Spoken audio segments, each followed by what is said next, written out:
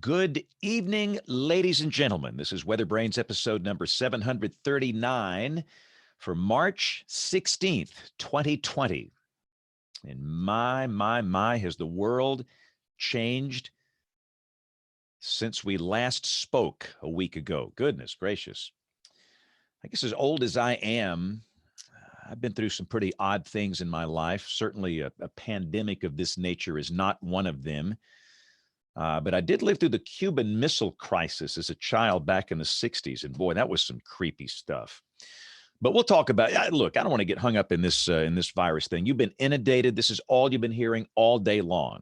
We want to get away from that. We're going to talk about weather tonight. It's going to be a good show. We're going to talk about the Tennessee tornadoes of a couple of weeks ago. And I know we've got at least somebody from the National Weather Service in Nashville, somebody, a TV person in Nashville. I don't know exactly who's going to be on tonight, but we wanted to dive into this last week, but we thought we would hold it and bring in our friends from Nashville to talk about it. Hopefully David Drobny is going to be with us, who runs the Nashville Severe Wex Twitter account. So it's going to be a good shoe.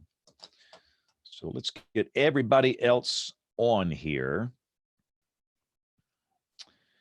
and then we'll get started. By the way, this is the part of the program where we do three things. In case you're new to this, we share humorous anecdotes, boring personal stories, and from time to time, we say outrageous things. So once we get everybody on here, we'll see what kind of outrageousness we can create. And I'm not so sure who can join us. Obviously, this is a very odd time in that a lot of folks are working from home and people's schedules are disrupted. Just everything is just totally out of whack. But hopefully we'll have most of the regulars on here. But it's going to be a very interesting show here tonight. So you know what I got to do? I got to get this thing over on the embed code on the right place so we can get this on television. For those that don't know, this runs on local television in my market on some of the .2s and the cable channels and good things like that. And if I don't put this embed code on here, they run last week's show. And while that was a good show, we want to be sure that they got the right ones. So we are now embedded properly, and we can watch all of our guests join us. Bill, I've decided we're just not going to talk about this virus thing. That's all people have heard all day for days and days and days. So we are going to give you a break from this, and we're going to talk about weather tonight. We are going to talk about some weather stuff that's going to be good. Bill, can you hear me? Yes, I can. Okay. Takes a second when I get on here to change the settings every time. I was talking to myself. No, I heard the end of what you said, and we'll have a nice conversation before the end of the world comes. Yeah, I mean, come on, man. Let's talk weather. If everybody in this, everybody, hardly anybody's here. This is a ghost town. In fact, I looked at Google Maps this morning at 7:30, and there wasn't a highway in Birmingham that had a patch of red on it. I don't know if you can see that. This is what the station entrances all look like. Do not enter. Do not enter. I mean, that's that. You're in the weird zone when you walk in, and every station entrance has that on there. Do not enter. Yeah, they brought me checks today to sign from the Convention Bureau, and it's like, you don't even want to have any contact. You have to. I don't have to. Now I'm living my life. I mean, I have not. Well, you've already had the supermarket zero. Yeah, that's right. I had the bubonic plague last month, so we can't get any worse than that. I would not be shocked if you had it, James. I would not be shocked if I had it. I think our entire family had it. The young man that brought it to us was in the hospital at UAB for 2.5 weeks. 2.5 weeks. I don't know. It was the nasty, but people say it's relatively mild if you're healthy. Well, I think I had the type A. Yeah, I'm not sure. I mean, I have a lot. I check a lot of the boxes, that were there. The chest pain, the aches, the fever, the sore throat, the headaches, the thick mucus. But I was, up to the point that it came, I was severely riding my bicycle every day, and was in pretty good shape. I can't say that since then I'm anywhere close to that. Is that Matthew?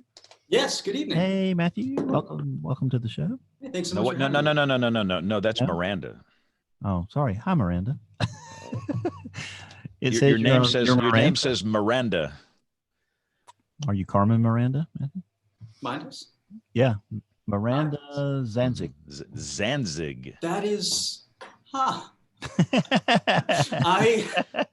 You have another life. I guess so. I'm not super There's your tech witness savvy, protection but I've never program gone to- blown now. I'm Totally having an off night blown it. already. Hey, David. Hey, how's my sound? Really good. Hey, Excellent. tap on your mic, David. No, that's not active. That's not We're hearing your internal You're mic. hearing this one? Yeah. Tap. Click on that little It's- carrot down at the bottom left next to the mute button. Yeah, the little up arrow. It's got the options for your audio. And Aubrey is here. I sized properly here. Yeah, put this out on the tweeter because this is going to have a very large audience. A lot going on tonight, James, because all the guests. You've got the regular spot, and you got another 10-minute talk right there about 9:45.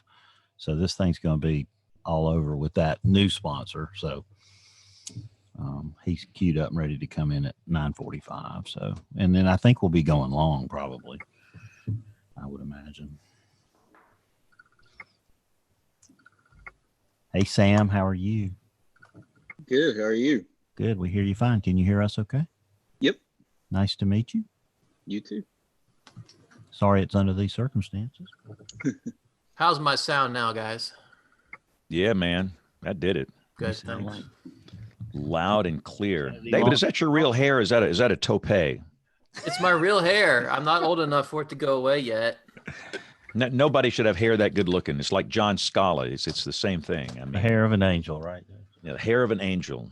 Well, I appreciate Yes. that, James. I'm fascinated by hair. Yeah. Um, Since we have so much of it. yeah. All right. We haven't said anything outrageous yet. We're too busy. Aubrey, will you be around most of the show, or? I mean, I'll try. I still have show at 10 o'clock, so I'll try to listen in between, even when I'm on air. Henry, Hey, what's up, Hi, Bill? Henry. Hey, everybody. how you doing? I'm doing all right. How are you all? Yeah, pretty Henry, good. is that your real hair?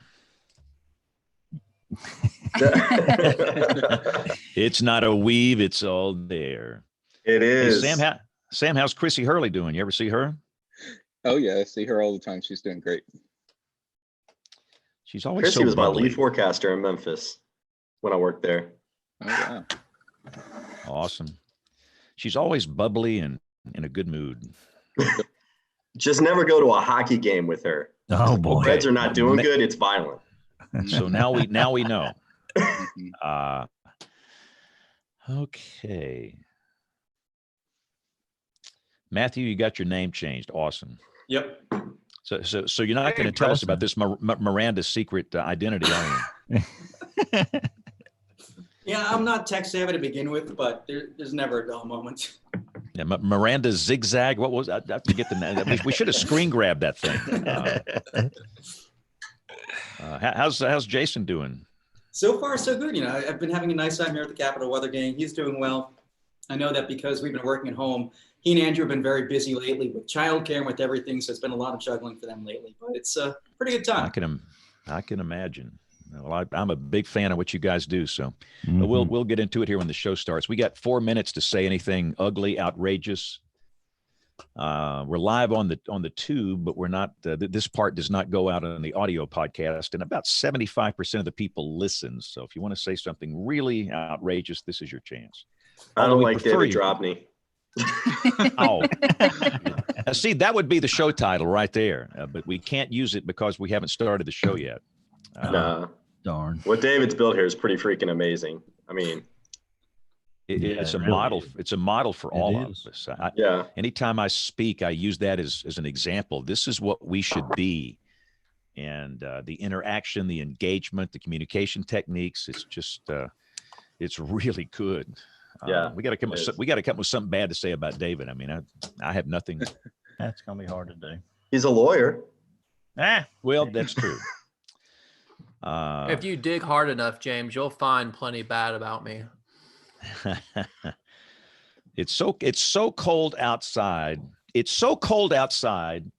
I once saw a lawyer with his hands in his own pockets, and that's not very funny. You needed the. You need some levity. James. Hey, I am inviting every and all types of levity I can get. I have no humor. I'm a straight guy. No, but you've got dad jokes. Yeah, exactly. So I think John, I know Nate is out. He's got some sick kids, and John is out. Hopefully Kevin. Yeah, Troy typically joins us, although we are all in a new world here. So we're all kind of floating from hour to hour, minute to minute. The most bizarre thing for me, it's not having the schools to go to. Yeah. Oh, that's true. Like, You got a lot of free time on your hands. I'm in a school, at least one school every day, typically 2 schools a day. And all of a sudden that's gone.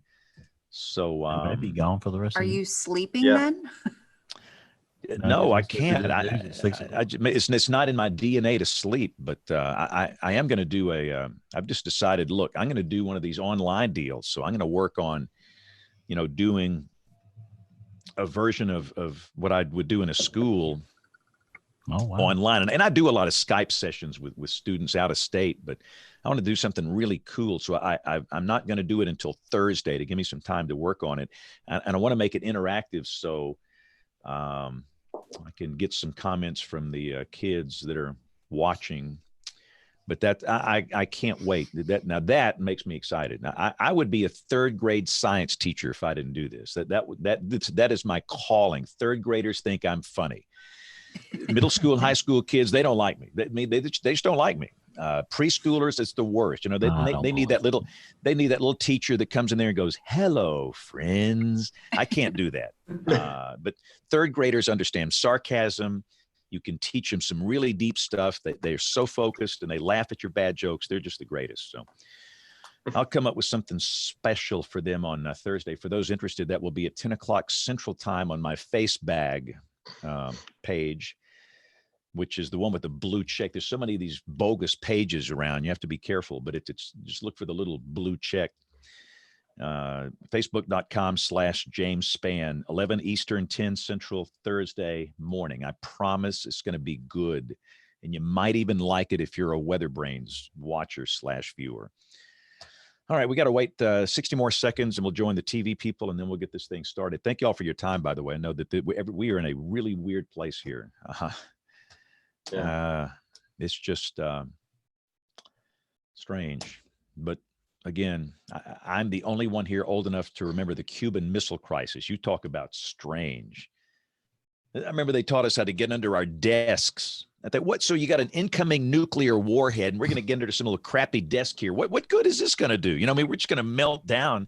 So it's like we never thought we were going to live long as kids.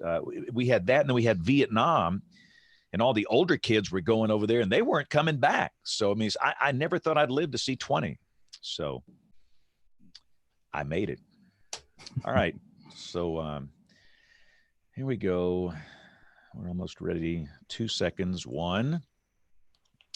Welcome to those of you watching on the television side. It is 30 minutes after the hour, Monday evening.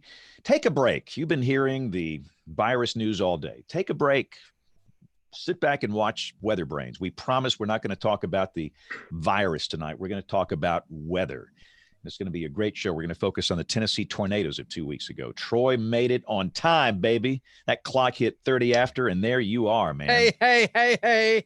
All right, let's hang on. Let me get this thing started here because The good stuff is about to ensue. So record channel 1 and record channel 2. Hey, Matthew. Hey, Here how are we you? go.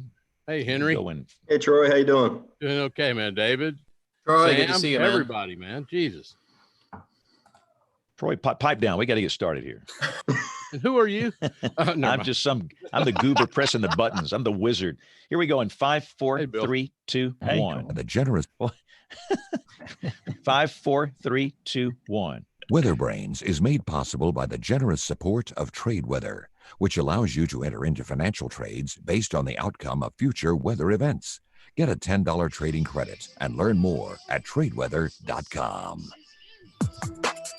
Hang on. I don't know if y'all would hear that. I touched something on this other thing and it just started playing. I was a total bust. We got to redo that. Here we go in 5, 4, 3, 2, 1. WeatherBrains is made possible by the generous support of TradeWeather, which allows you to enter into financial trades based on the outcome of future weather events. Get a $10 trading credit and learn more at tradeweather.com. Hey, this is Weather Brains, episode number 739. This is for the 16th of March, 2020. And thank you. And if you've heard enough about the virus, I promise we're not going to talk about the virus tonight. We're going to talk about weather. I tell you, I was in the station all day today, and I've heard so many people say, I had to turn that off. I just finally had to turn it off. Yep. I've heard so much, and it's starting to impact my mental health, and I just need a break. And I saw people walk outside and just take a walk. And so if you need to take a break from that news, we're going to talk about weather. We are featuring some weather weenies tonight. And we've got many of our regulars here, including Troy Kimmel, who is pumped. You're ready to go, man. Hey, usual pain in the rear end. I'm here. That's, Kevin's not here, so you got to take his place. So I guess everything is quiet in your world as it is in everybody's world, which is a little different. We actually got a cold front, I guess over the weekend, cooled us down pretty good yesterday. Didn't really see that forecast kind of sucked, but we managed to get temperatures back up in the 70s today and near 80 tomorrow and Wednesday. And it'll look out late in the week. It's going to really turn pretty chilly again. So kind of looking forward to the weather changes and discussing other things than the obvious. Yeah, I'll be honest with you. It's so refreshing not having to deal with volatile weather for so many of us, because as we all know, this is mid-March and we can have some wild weather going on here this time of the year. So it's pretty quiet. Aubrey, looks quiet where you are, huh? Yes, it is very quiet. We'll get a little rain. We're kind of in the wedge right now, but I am looking forward to some warmer temperatures by the end of the week. And even though we were supposed to go down to Mississippi State, I kept my Friday off and I went 75 on Friday. So I am over the moon excited about that. Yeah. Woo, Bill Murray, we might do 84, 85 here Thursday down here in the deep south. So wow, it's summertime already. Bill will be in his tank top and flip-flops on Thursday. And that's a good thing. We're not doing the show that night. So, but Bill, bring in our guests. We got a lot to talk about. Yeah, we got so many things to talk about tonight. First, I want to remind everyone, this is National Weather Podcast Month, and the 5 families of Weather Podcasting Mafia band together every year in March to talk. And our show, Weather Hype, the Carolina Weather Group, B Squared, and the Stormfront Freaks all get together to do special shows during this month. So if you get a chance, go over and listen to one of those shows, because all those are outstanding creative outlets for all of us. But 2 weeks ago tonight, we were tracking tornadoes across Western Tennessee. I remember distinctly, and I told Henry this before I went to bed, I looked at radar scope and I told Elle that Nashville was going to have a tornado. And we debated, whether to call our friends in Franklin and tell them, but, it seemed to me like it was going to go north of Franklin. So we were, literally shocked the next morning to wake up and see the toll, because you just never expect that kind of toll. But we have a huge group of Weather Brains tonight. We've carefully weighed each one of the panelists that are here tonight and the Weather Brains. We've calculated the load factor, and we've divided the RPMs by the ASMs, and it looks like the Weather Brains jet is safe for this trip. So raise your tray tables, fasten your seatbelts, and read those safety instructions, and get ready to sit back and relax. So we are number 1 for takeoff. Our bachelor number 1 is a dear friend. He's a member of the board of the National Weather Association Foundation. He's a meteorologist.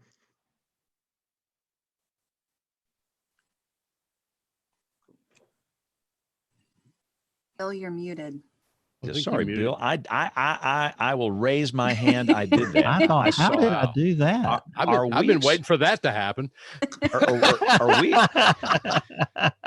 So I got this weird phone call coming in here. It's like I didn't know what that thing was, so I immediately muted that. Are we expecting somebody on the phone here tonight? James, could we like maybe all have that button for Bill? Or I tell you who this is on the phone, but I think Bruce Thomas is going to try to join us from Kansas City.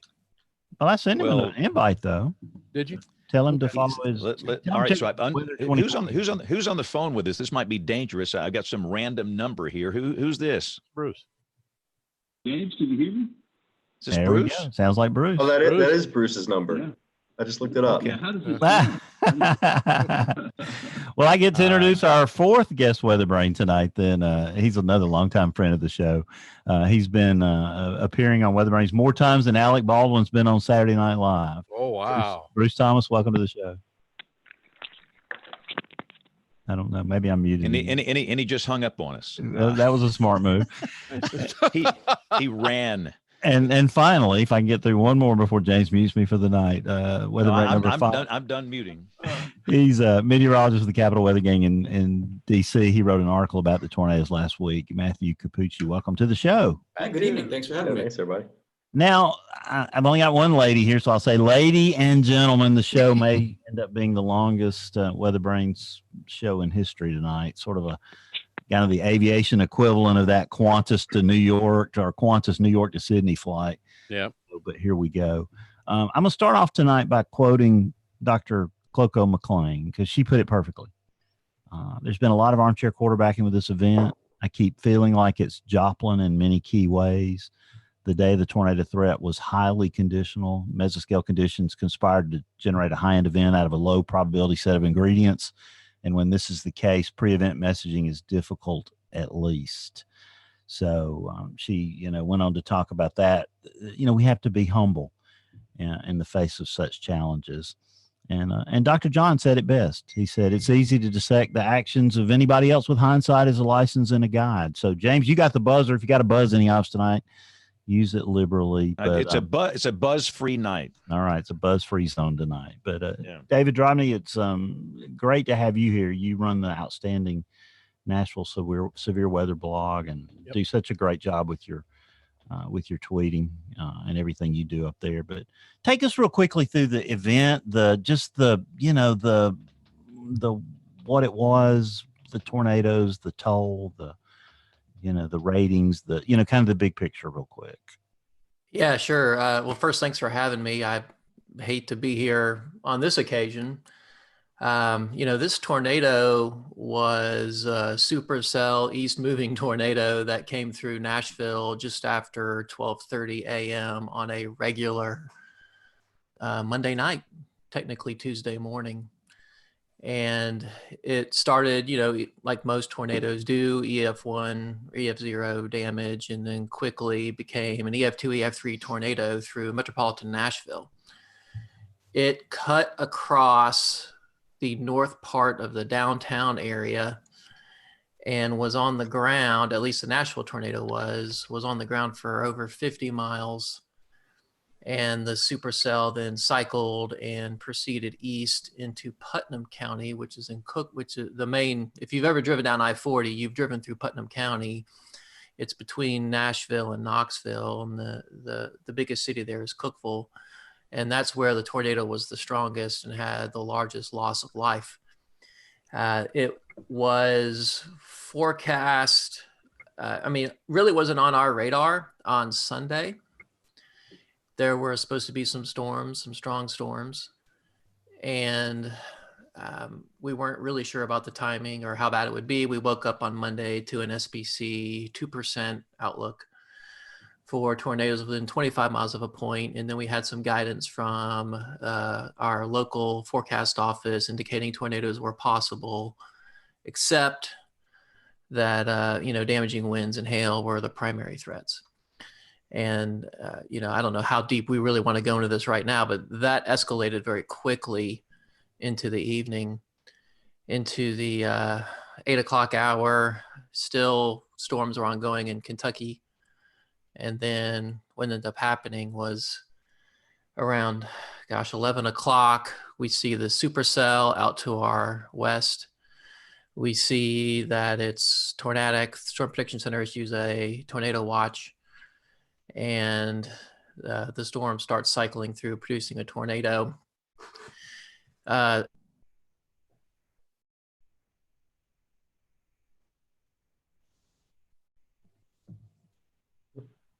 David may have frozen there.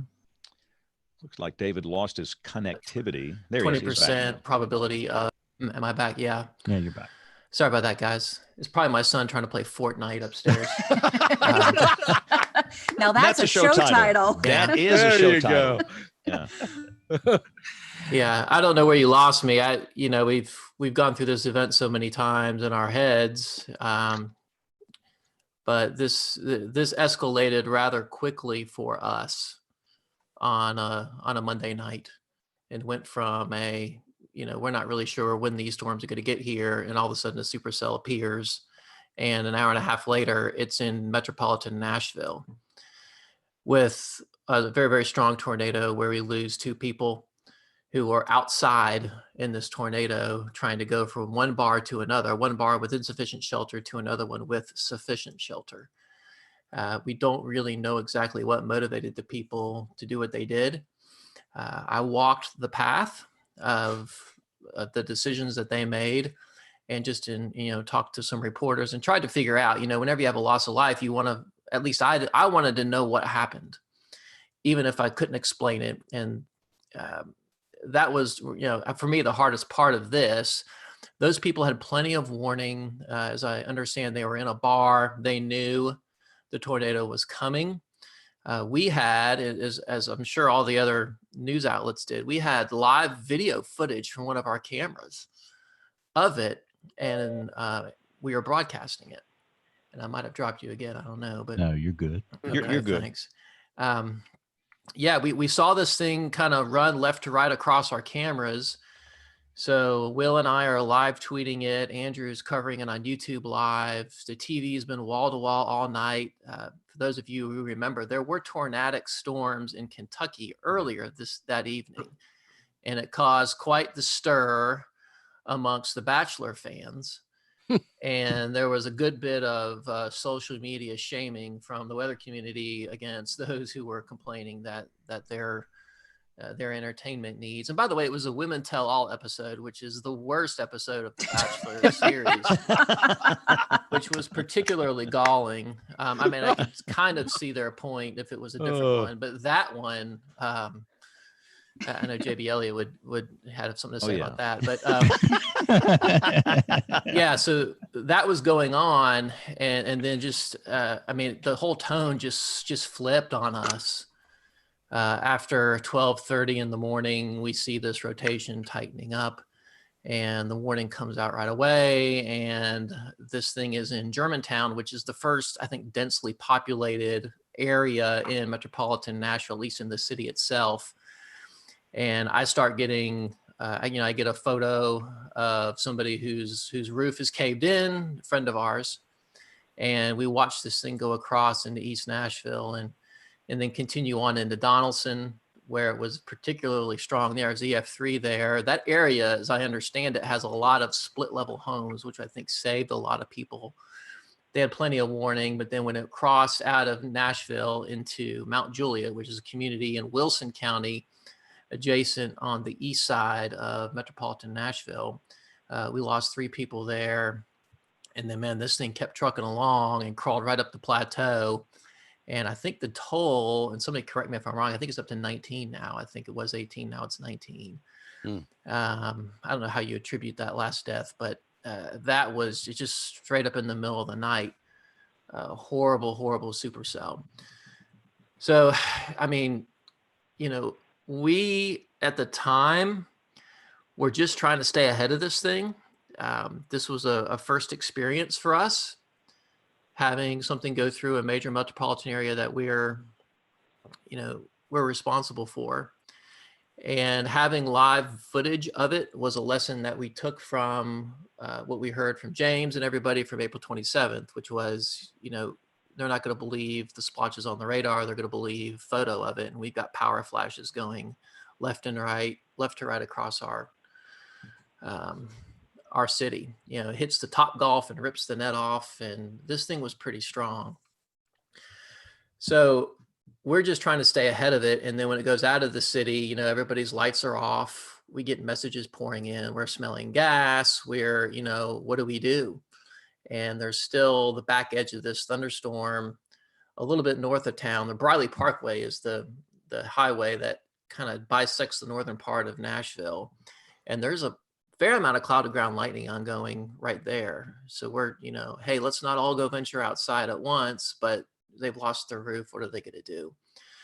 And then at that point it was, you know, tweet official sources, reminding people to stay away from down power lines. And it really, I mean, we didn't really know. I know I did not personally follow this thing all the way east.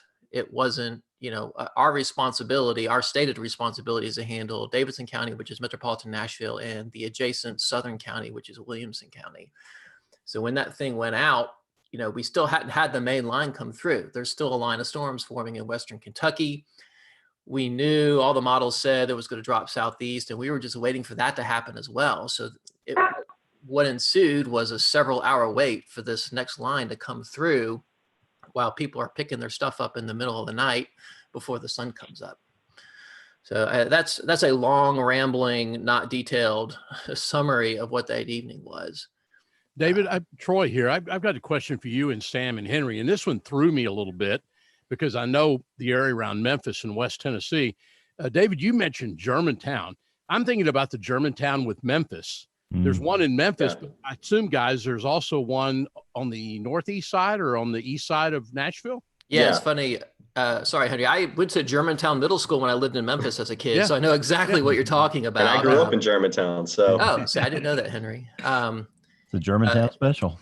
Yeah. So Henry, you can answer that. You're just as familiar with that as I am. Yeah. So the Germantown, the suburb of Memphis on the east side of town, and the Germantown area here in Nashville is an area over the last probably 7-8 years that's really just gone from kind of run down and abandoned to a hotspot for people to.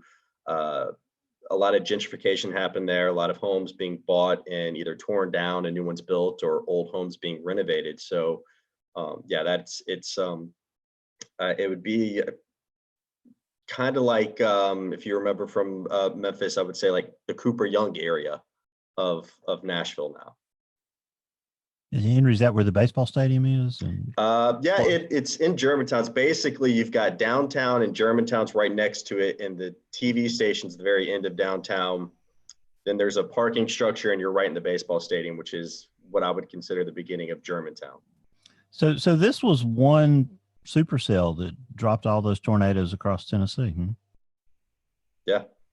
So Sam, go into the meteorology for a minute. You know, I know you were watching the tornado from home. Were you working that day at all, or were you monitoring? No, I was actually home with the flu. So lucky me, because I was actually home with the flu, I was able to film the tornado. Otherwise I would have been at work. But so I actually didn't have this event on my radar at all. I was more focused on, you know, not feeling like death from the flu.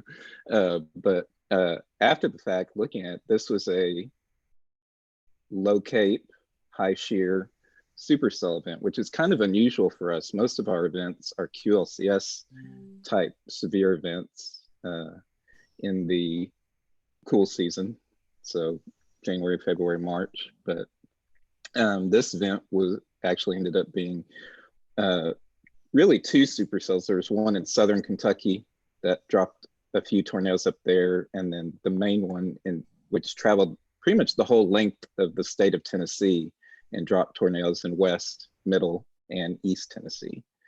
So Sam, Troy here, you just walked down the deck of your place, right? And shot this video? Pretty much. I just rolled out of bed and stood on my balcony and watched the supercell go by and watched the tornado go by and just filmed it from my balcony.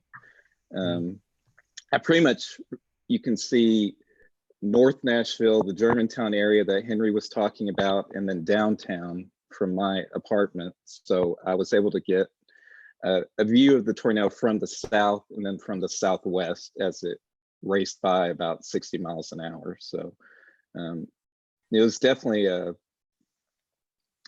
sobering event watching that happen in real time. And that's one of the more amazing things with this, guys, Henry and David and Sam. This thing was not our forward motional tornadoes is what on average in the US, maybe 25 to 30 miles an hour. And what you're saying, Sam, and what y'all said, and I think Matthew pointed this out in the article, this thing was flying. It was moving so quickly, little warning. If you didn't hear the warning itself, little warning from the tornado. Yeah, I was going to say on that, one of the things that if anything, it reinforces the value of weather radios, because the weather radios went off with ample time. But I have so many people now that will talk about, well, I got a warning with 2 minutes on my phone. And look, apps are great. We've all got them. We all have ones that we use. But it was just a great reminder for people that maybe never heard us say that cell phones can get jammed.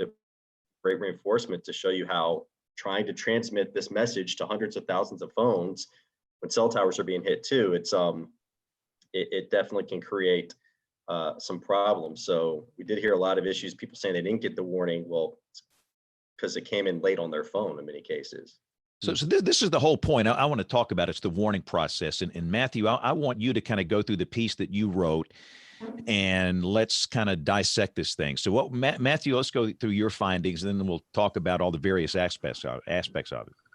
Sure. So I think one of the tough things with this particular event was that leading into it, because it was conditional, a lot of people were not necessarily expecting it, so they weren't paying attention to whether or not there would be warnings that night.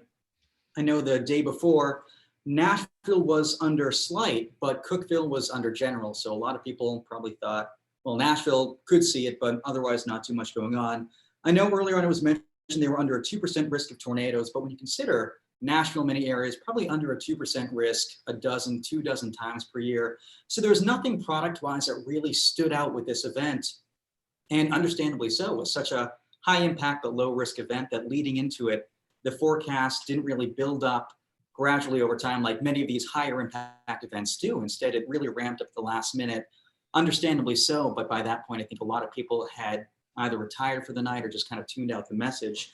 So I know that we had a 2% going into it. At 10:14 p.m., the Weather Service in their discussion wrote that damaging winds and hail continue to be the main concern, though an isolated tornado cannot be ruled out.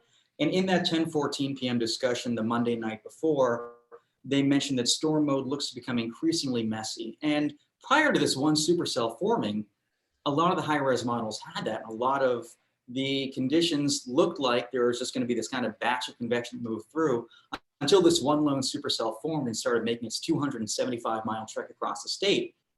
Now, at that point, Cookeville was still on the edge of 2%.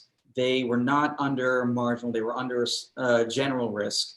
And then at around 11:20, after there was a fatality, I think out west with that first EF2 killer tornado, at 11:20, the Storm Prediction Center issued a small tornado watch for Metro Nashville, had 13 counties in it as that supercell, which had become apparent by that point, moved east. Cookeville was not under that watch at any point. It came late.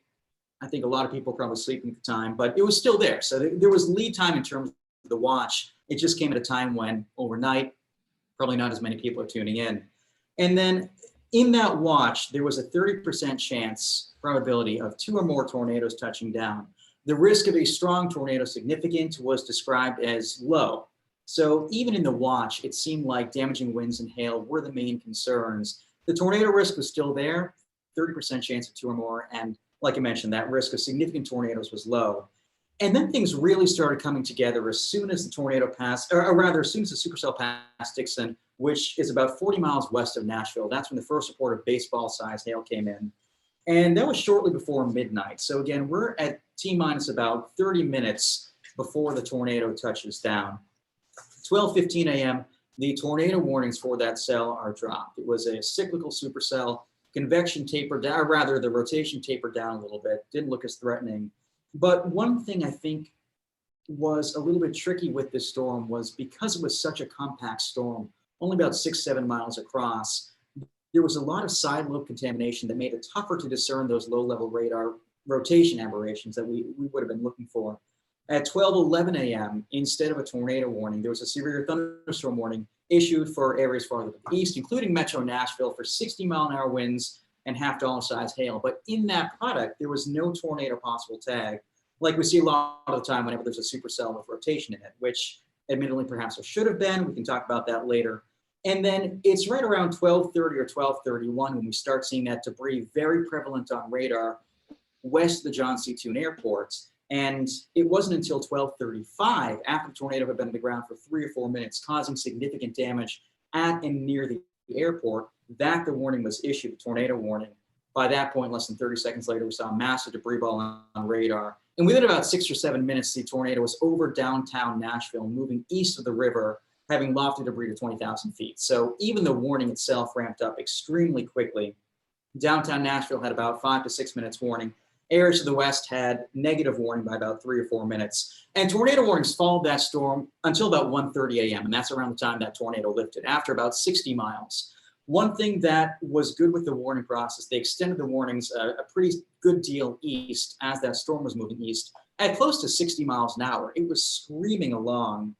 But then at 1:37 a.m., after the warning had lifted, there was no tornado warning effect at that point, a new tornado touched down, had 75-mile-an-hour winds, tracked a 5.88-mile track, was never warned. And then Cookeville was placed under a warning at 1:48 a.m. as rotation started tightening up again. That tornado touched down at 1:49. So areas to the west of Cookeville had less than a minute warning. Closer to downtown Cookeville had about 4 to 7 minutes warning, depending on where you were. And that's kind of where the story really starts to culminate into what happened in Cookeville.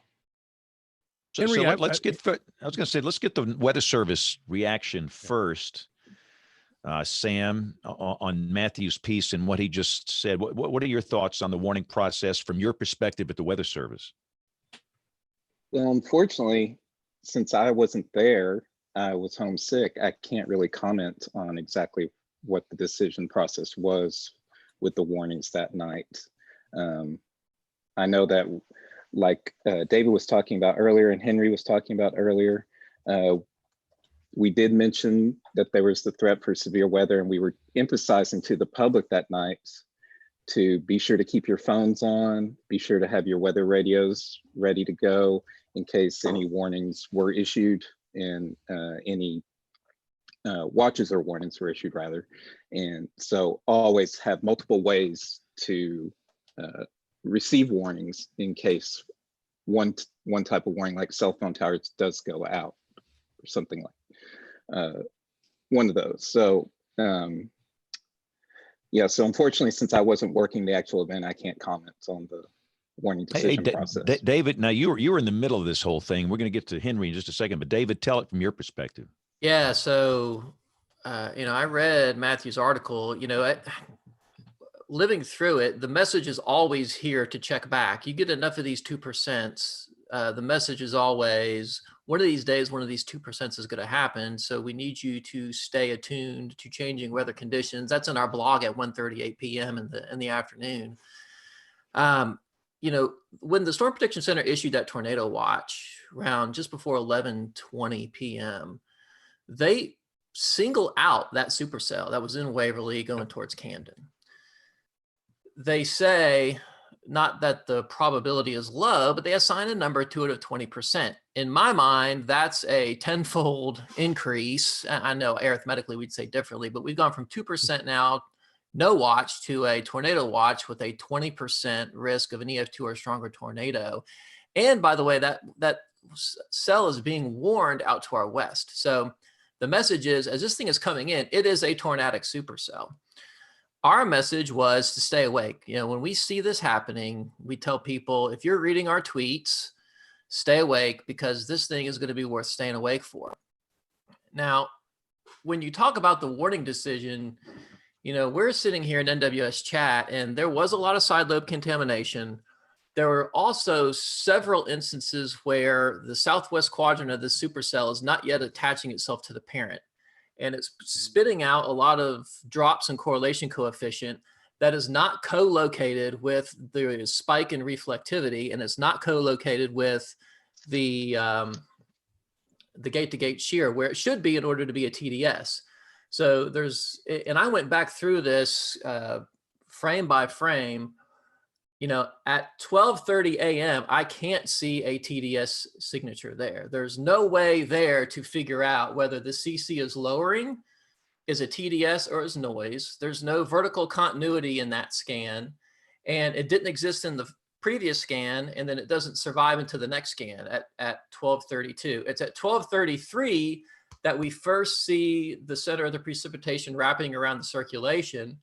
And that's the point at which I think the decision was probably made, because we see the TDS go up at 12:35. And of course, when we see the TDS there, we know the tornado has already occurred and is lofting debris.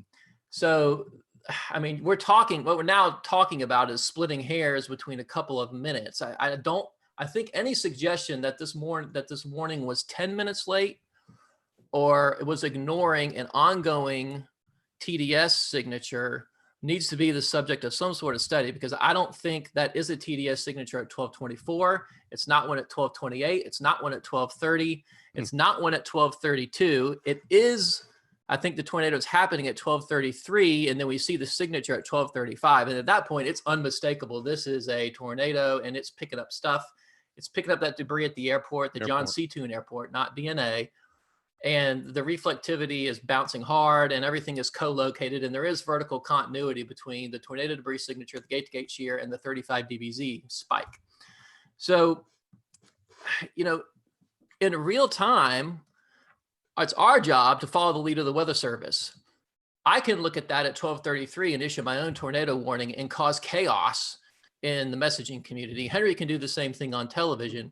Our messaging in that time frame between 12:30 and 12:35, when the warning is issued, is this is concerning, and then the warning comes out right away.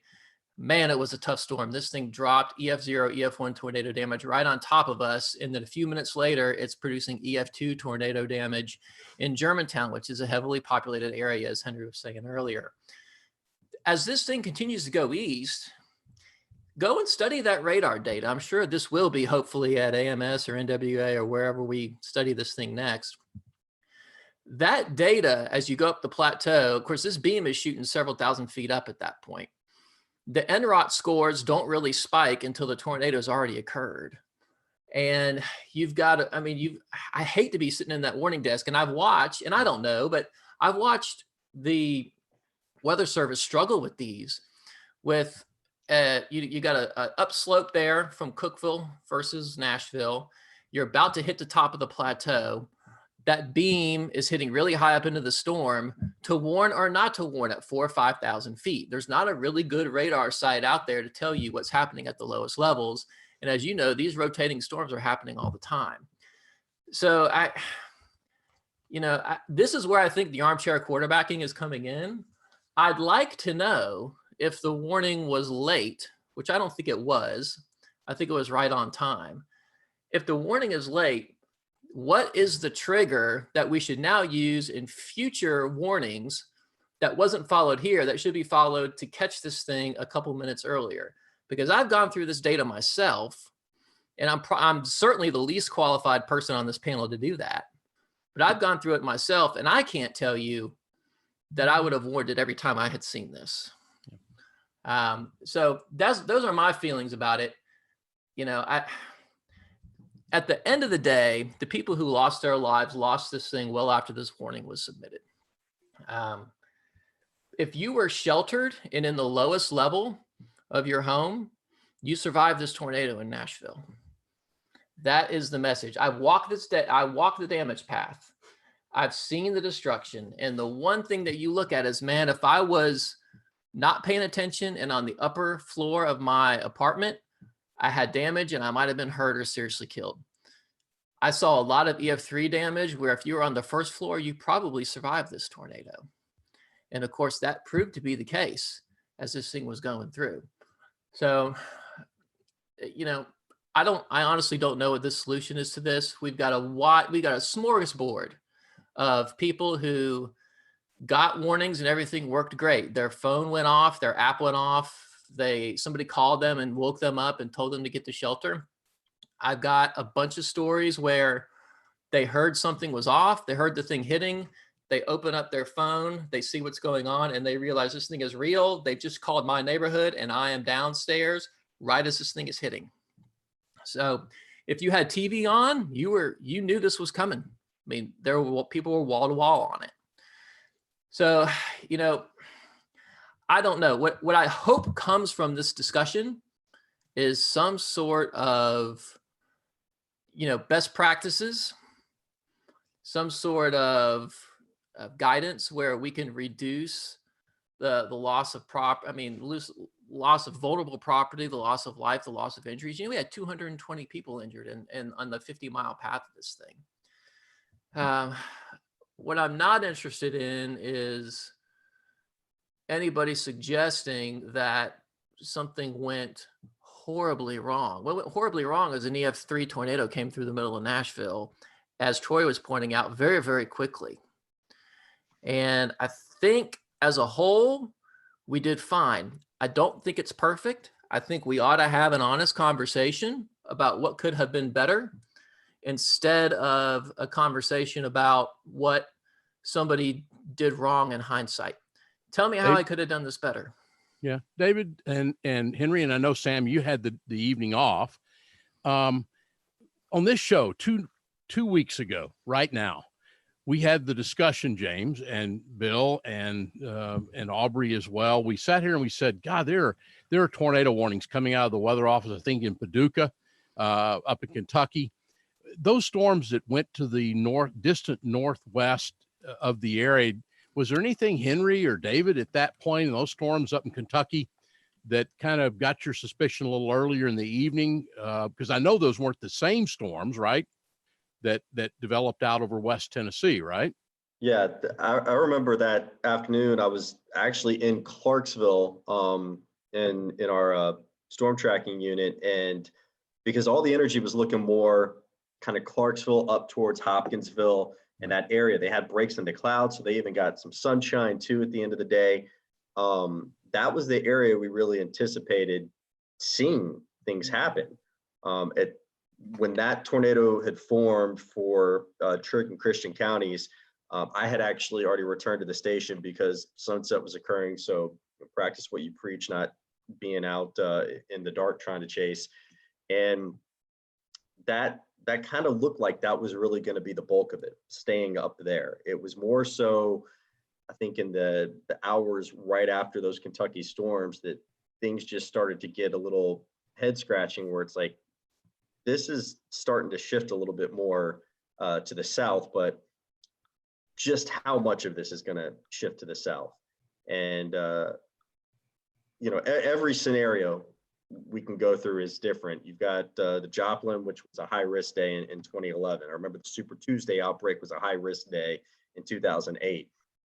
This one was one that it went from being a very low risk to pretty much before our eyes, in the moments leading up to it, to a high risk and happening right then. So there was nothing that I noticed with anything in the Kentucky storms that made me think West Tennessee to Middle Tennessee and then going right up towards the Cumberland Plateau are in for a long night. Well, let me ask you another question, Henry, real quick. For a tornado that we, as David pointed out, that really we don't think was doing much of anything before about 12:32. And then you look at 12:35 and you see the radar, and you only can imagine what's going on at the Tune Airport at that point. I know, Henry, you had a chance to go out, and I think you went out and took some pictures of y'all's helicopter, which there wasn't much left that was probably salvageable from that. But tell us about some of that damage, because this is a tornado that when it hit that airport, it's pretty much the beginning of that track. Mm-hmm. It's done some pretty good damage. It was pretty destructive at the airport. And I remember too, everything that David said is, that's exactly how I've played it through my head. I've looked back at everything, and that's what we were seeing. And it was about 12. It was around 12:35 that I remember seeing on radar as it was kind of hooking again. I'm like, if that's where I think it is, then if I look out the back door, I should be able to to see the silhouette with enough lightning. And the second I opened the door of the TV station, you could see the outline. Now we know at that point it was on the ground. I'd come back in to confirm on air, seeing the funnel. At that point, somebody in our NWS chat confirmed it was indeed a tornado. So I had walked back to the door and just happened to have one of our photogs right there. But I have flown that path because while we did lose our main helicopter, we had the loaner here that afternoon. So I flew the damaged path several times now. And yeah, I mean, it came down just west of the airports where it touched down, went right through John C. Toon, took out 3 hangars. I'm not sure of the number of aircraft damage. Obviously ours was. We just put a brand new 4K camera on it that miraculously survived the tornado. We have been able to recover that since. And just kind of trucked right along one of the worst possible routes it could go, where it goes along Briley Parkway, which is a nice major secondary highway here, and then connects up with Germantown area and pretty much just goes right along I-40 the rest of the way. And watching all of this unfold, I keep going back to what David had mentioned, because, you know, Dave, you're talking about pictures and that's the best way to verify. Well, for us standing right there looking out the back door, as this tornado is coming, the power flashes are happening, seeing debris starting to go from floating through the air to being thrown through the air. You know, there were people that said that whether it was a weather radio that alerted them, or some of them that said because of the cell towers jamming, that their alert came in, they looked at live coverage and happened at that point to see us outside showing the tornado as it happened. So looking at the scenario, you know, at 12:26, 12:27, all the way up till 12:33, there was nothing there that said that this was what was unfolding. You know, every severe weather event, you should always go back and just kind of want to study a bit and figure out anything that was missed, anything that we can maybe do a little bit better next go around. Hopefully, please God, there won't be, but we all know there will be one. So it didn't start to really rear its ugly head until about 12:35. And from that point on, between live video, DOT cameras, radar, the power of social media, Nash Severe getting images and tweeting them out about as quickly as they were getting them, you know, the confirmation really started to ramp up from that point. Let's talk about the Cookeville tornado. You know, I know that we've all been talking about the Nashville tornado here, but Cookeville, you had what, 19 deaths?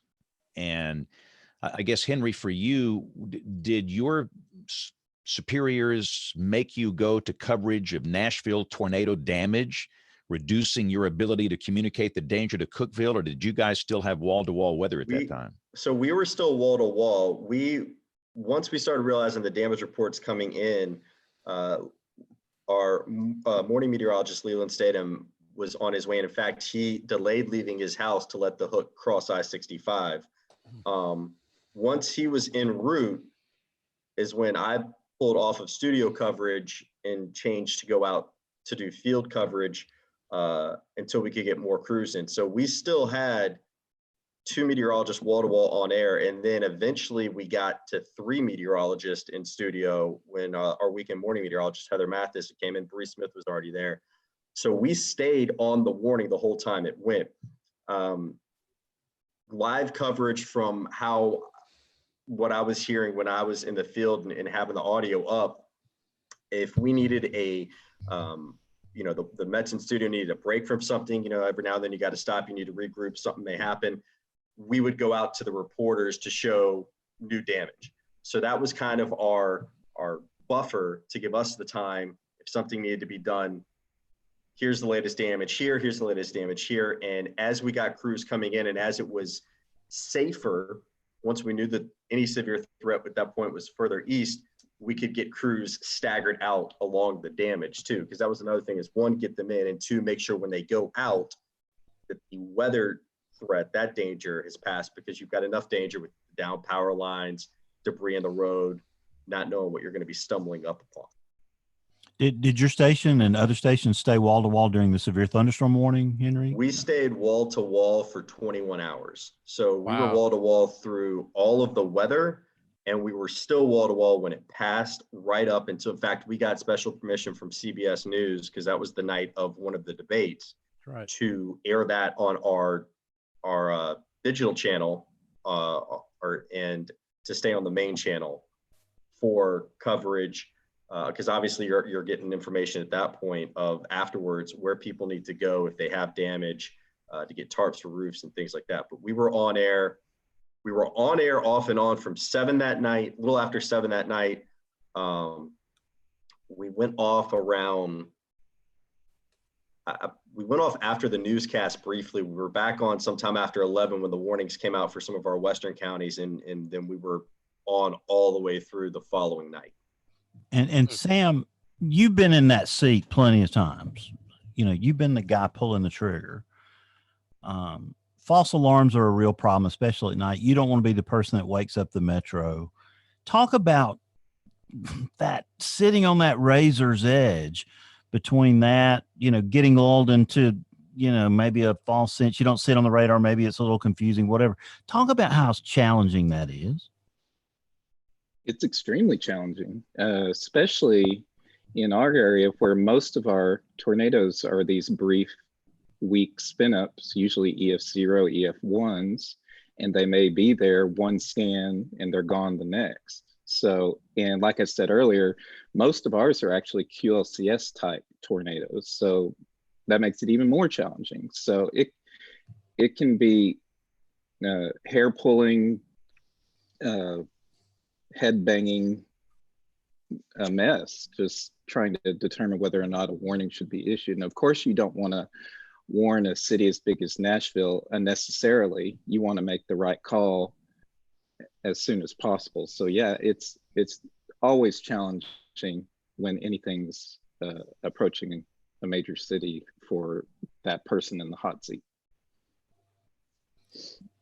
Well, I'm glad to hear that you guys stayed on, Henry, for the Cookeville tornado. I've seen this over and over and over and over, where in some markets they'll do wall-to-wall tornado coverage, live, local, late breaking, we're wall-to-wall weather. But the minute there's any damage, even if it's a fence blown down in the metro, they'll go live to these reporters and you know, we got a tree down here on Oak Street and there's a fence down, and this dog got blown into a bush. And it's taken away the weather team's ability to warn people east of the city of dangerous weather. The people that live east of these big cities are constantly just screwed, excuse the expression, because news takes over. And here, the day they start doing that, I can't do it. I'll go do it somewhere else. But I've got to have control. Those people in news, they get so excited they're peeing in their pants because they got this live shot and they got damage, and this is a big deal. But if there's life-threatening weather, you can't go to some news guy. You've got a life-death situation here, and you've got to stay on the air for those people that live east of these cities. So I'm very glad to hear that you guys stayed on the air for Cookeville, because that was what was that, an EF4? That one was the EF4. And, you know, one of the things too, James, that it is sometimes good for people that, you know, maybe they, especially some of the older people that don't have social media, so they're not following the various outlets, things like Nash Severe, to show them that there is damage out there. So this is a situation we need to take serious. So, you know, I have to commend our management. Our management is great about when it comes to weather and trusting the entire weather team to make these calls and to lead that coverage the way that news would when it's a breaking news situation.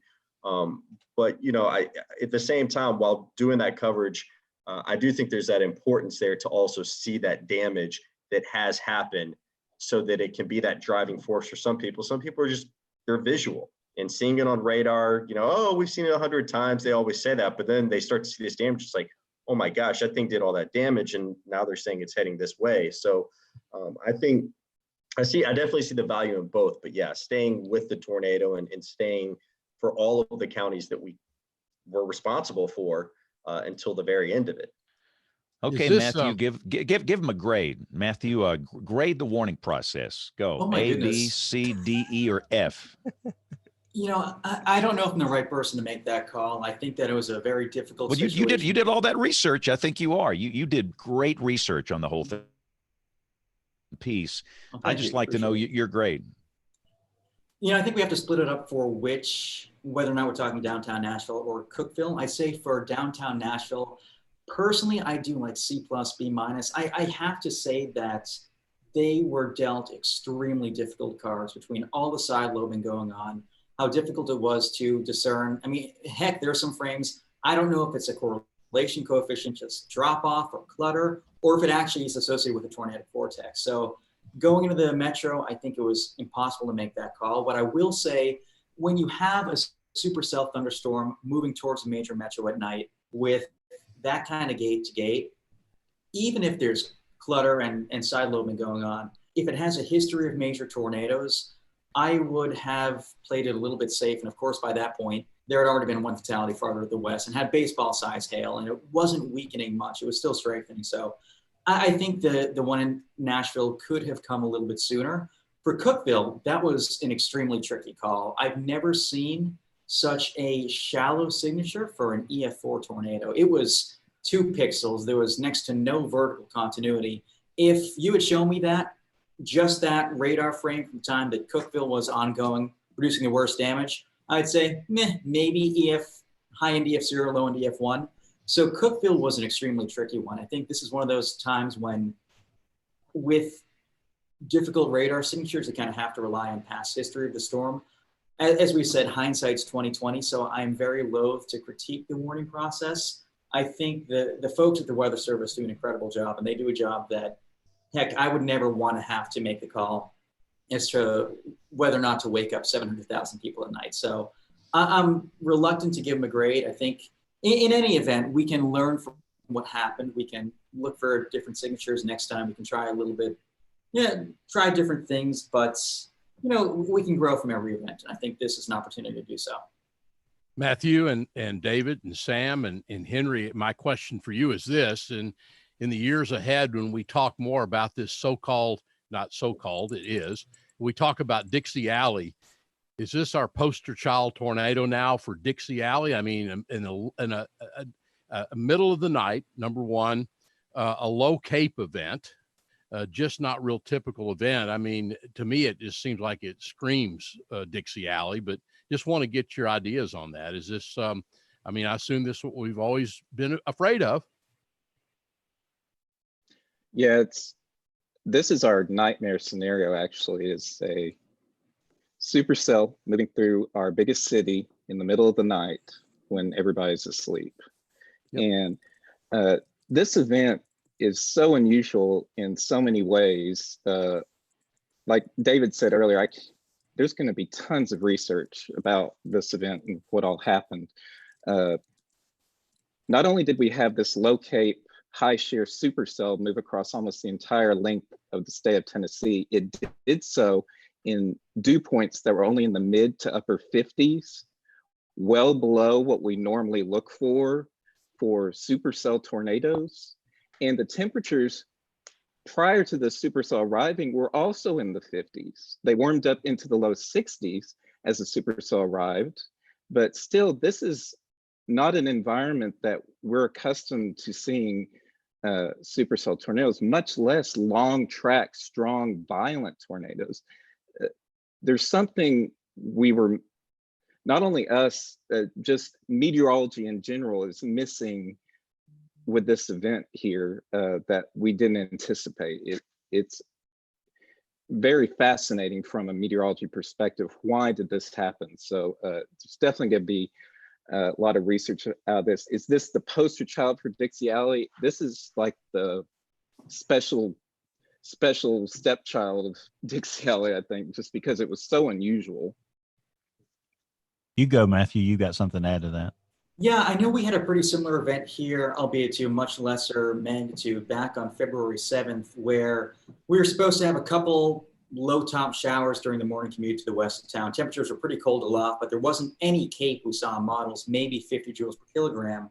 And then all of a sudden we start getting these damage reports come in around 7:22-ish in the morning on the 7th of February, keep in mind, it's about 53 degrees outside, dew points in the upper 40s of tornadoes touching down. And within the next hour, we had 5 touchdowns just west of the district, a couple EF0s, a couple EF1s, producing some decent damage. And looking back, one of the things that I saw with these storms, and I'm wondering if it may have been the case with the Nashville storms, was just above the ground, a couple hundred meters above the ground, you had a pretty stout inversion. And I know the Storm Prediction Center on the day of the Nashville storms and Cookeville storms had mentioned there was a decent capping inversion. I know the Weather Service mentioned that as well.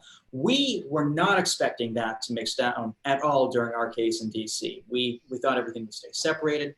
And then what happened was about an hour before these tornadic storms developed in the DC area, we had a little bit of light rainfall. And that was just enough to mix up the lower atmosphere that we went from about 49 degrees to 57 degrees, rather 56 degrees in an hour. All of a sudden, we now have 200 joules per kilogram. And when you have, 0 to 1 shear of 45 plus knots, that was just enough to push the event over the edge. And I'm wondering if there may have been some mixing of a low level inversion in this case, because I know capping was a pretty big uncertainty going into the Nashville and the Middle Tennessee episode. So I've got to ask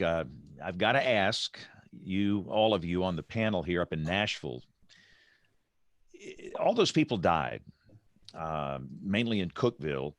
What was the problem? Was it siren dependency?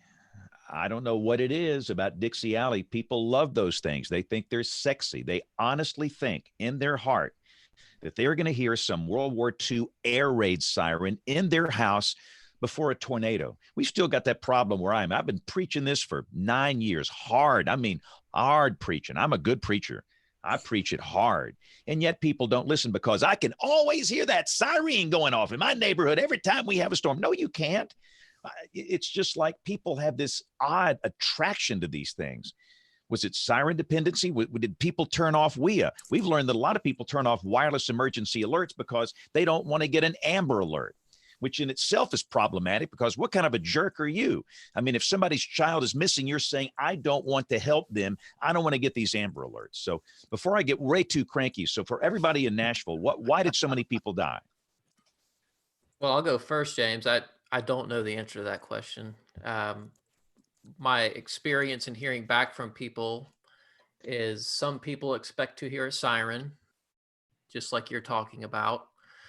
Nashville is different in that it has a lot of transplants. We have we're growing like crazy. There's a lot of people who come here and they're completely unfamiliar with severe weather. I don't think Cookeville has that demographic, but I see it in Nashville all the time. People are just new. We have to constantly reinforce watch first warning and do the Brad Panovich cupcake analogy. I heard from a lot of people that their WEA alerts did not go off. They had overridden them. There were some people, I heard from some people, they had NOAA weather radios and didn't plug them in, didn't have them programmed. They moved, they didn't have battery backup. I've heard all of those things. And then there's also the whole lot of, I didn't think it would happen to me, so I didn't pay attention. And I hear that a lot, but the number of people I've had tweet us asking for NOAA weather radios and app suggestions and basic information about sirens has been alarming. These are people who don't have those things already. So it was a wake-up call. I always like to tweet, I never thought it would happen to me, as a quote from the person who it happened to, and trying to nail that message down to people to say, the reason we want you to pay attention to these things is because they are low probability, high impact events. And sometimes those low probabilities knock on your door. But as for Cookeville, I don't know. Maybe Sam or Henry have another perspective on what happened in Cookeville. Well, I think one of the things too, and James, I remember this from 2011 NWA in Birmingham when we were recapping the Alabama tornadoes. And I remember an alarming statistic. I can't remember who was presenting. It was one of the Weather Service offices, but they discovered it was 72% of the people were still relying on tornado sirens to get their warning, which again, very antiquated technology in that regard. Sure, if you're outside, that's great, but I feel a lot of the people, especially in Cookeville, because it's 3:30 in the morning, I think, at Cookeville, once this had moved into their neck of the woods, these people are asleep. Warnings, either they've turned their cell phones off if they do have them, or a lot of times people may think, oh, I'll plug the weather radio in if we're going to have storms today, or they unplug it for the winter and they've forgotten to plug it back in or forget that they have it. Of course, the batteries are going to die after a while. And so unless somebody's calling them, if they have a landline repeatedly to wake them up, then it's really hard to say. I mean, I definitely don't know the answer onto why such a large number of people were killed in Cookeville, but it definitely, I think, has to do with the time that this tornado hit and the ways that people kind of treat severe weather. Everybody that was impacted is going to remember this, but what my biggest fear of this is in 6 months, and I remember this from, again, Birmingham, in 6 months, it's going to go back to the, why are you interrupting my programming? Oh, it's just them crying wolf again scenarios. Yep. All right, Sam, go. Yeah, one thing I wanted to add, also, I don't know the right answer to this either, why so many people died in Putnam County, but the Cookeville tornado was an exceptional tornado from many perspectives. First of all, it was very small. The Cookeville tornado, the core of it was about 100 yards wide and EF4 strength. So think about that going through a subdivision. You just got like, what, maybe two homes, 2 yards of homes there. And it's just plowing through subdivision after subdivision. And these people, it's almost 2 a.m., they're asleep, and all of a sudden their homes being completely destroyed. And this tornado was also moving at about 60 to 65 miles an hour. So you've got a small, extremely intense, fast moving tornado in the middle of the night. It's completely dark. There's not much lightning. It's just, unfortunately, a nightmare scenario. David, the tornado crossed the river 7 times. That's a myth that it can't cross a river, and that disproves that it hit a city. That's another myth. Aubrey, you got a myth, right? That's local to Cookeville. Well, I lived in Cookeville for several years, and I moved to Cookeville in the late 90s. And I think one of the, honestly, the first, and I'm from New England. I had never been to the South. This was all brand new to me. These storms, tornadoes, everything was very new when I was a teenager. And all I heard, even from the moment of when I first moved down there, was we don't get tornadoes because we live on a plateau. And there's this false, I live in the Shenandoah Valley now with mountains surrounding us. It's the same false sense of security. For some reason, this plateau, which is how high? I mean, is it even 2,000 feet? Yeah, so it's not that high that we don't get storms. The storms always weaken before they make it to the plateau. And my parents actually lived in Cookeville for about 15 years, a lot longer than I did. And when I was going to school for meteorology and learning more information, I had to convince them time after time after time that it depends on the environment. Every storm is different. This is a false sense of security. You guys have to take this seriously. And it wasn't until they possibly almost had a little mini tornado or downburst or something come through their backyard during a tornado warning when it finally clicked with them. So there's just this, in some areas with the rivers, and everything, big cities that, we have a terrain, and tornadoes can't touch us because we have terrain. Sam, you go in just a second. I want to say though, Aubrey, do you think people in Cookeville went to bed with a false sense of security because they thought any storm coming down I-40 would weaken, not strengthen? I think that is oftentimes the case from my experience living there and knowing so many people there, is that there is just that common thought that, especially it's late at night. We all think a lot, we all see storms weaken at night, that this was just not a unique, different scenario. This wasn't something different to take seriously, that the storms would probably weaken. Yeah, it's interesting you say that, Aubrey, about people thinking that on the plateau they don't get intense storms. And in fact, in Middle Tennessee history, the worst tornadoes we've ever had were actually on the Cumberland Plateau. The worst tornado ever was on May 10th, 1933 in Overton County, by elevation about 1,000, 1,200 feet or so. And it killed 35 people. Wow. So we really need to dispel this myth that the eastern part of Middle Tennessee and the people on the Cumberland Plateau can't get tornadoes, because it's obviously not the case. You write all that down, Aubrey? I saw you probably taking notes over there. Yeah, and I knew, I knew about the 1974 tornado. I did not know about the 1933 tornado. But there's, yeah, it's honestly made me, because I can draw so many parallels to my area with the mountains, and we don't get tornadoes here in the mountains, that this event has made me become a better forecaster, and I know what I would do differently now. Armchair quarterbacking on this to make sure that we don't have that false sense of security in some of these areas, and really educating that these tornadoes just don't care. And when you have a strong enough environment, they are going to go where they want to go. Go, Henry. One of the things too that's interesting, and it's all throughout Tennessee and Memphis is on a bluff. And so there's always the myth that, oh, well, tornadoes won't hit Memphis because the bluff makes it jump over us.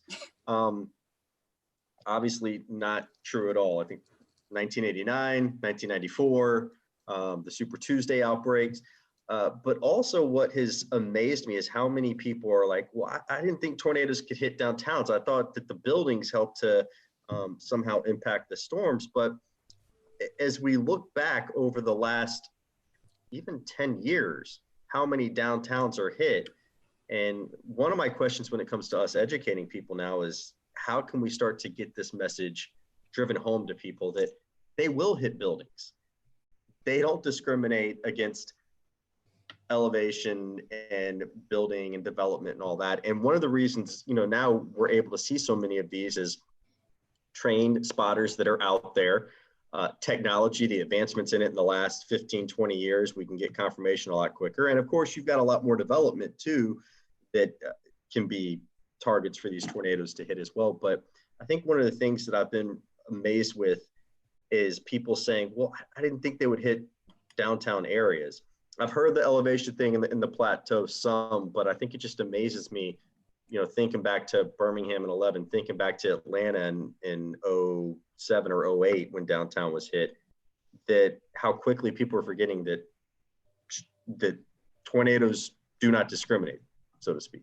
Well, and look at how much Nashville has just below. I mean, I was down there 3 years ago, and Henry, I did not even recognize it. Oh, yeah. I mean, and you think of how many people have just since the, 07, 08 tornado, how many people have moved there, and it's phenomenal. And this tornado took a very similar path to the 98 tornado, a very similar path. 1998 tornado hit Nashville. It hit more of downtown. This one was just a smidge more to the west as far as the track goes.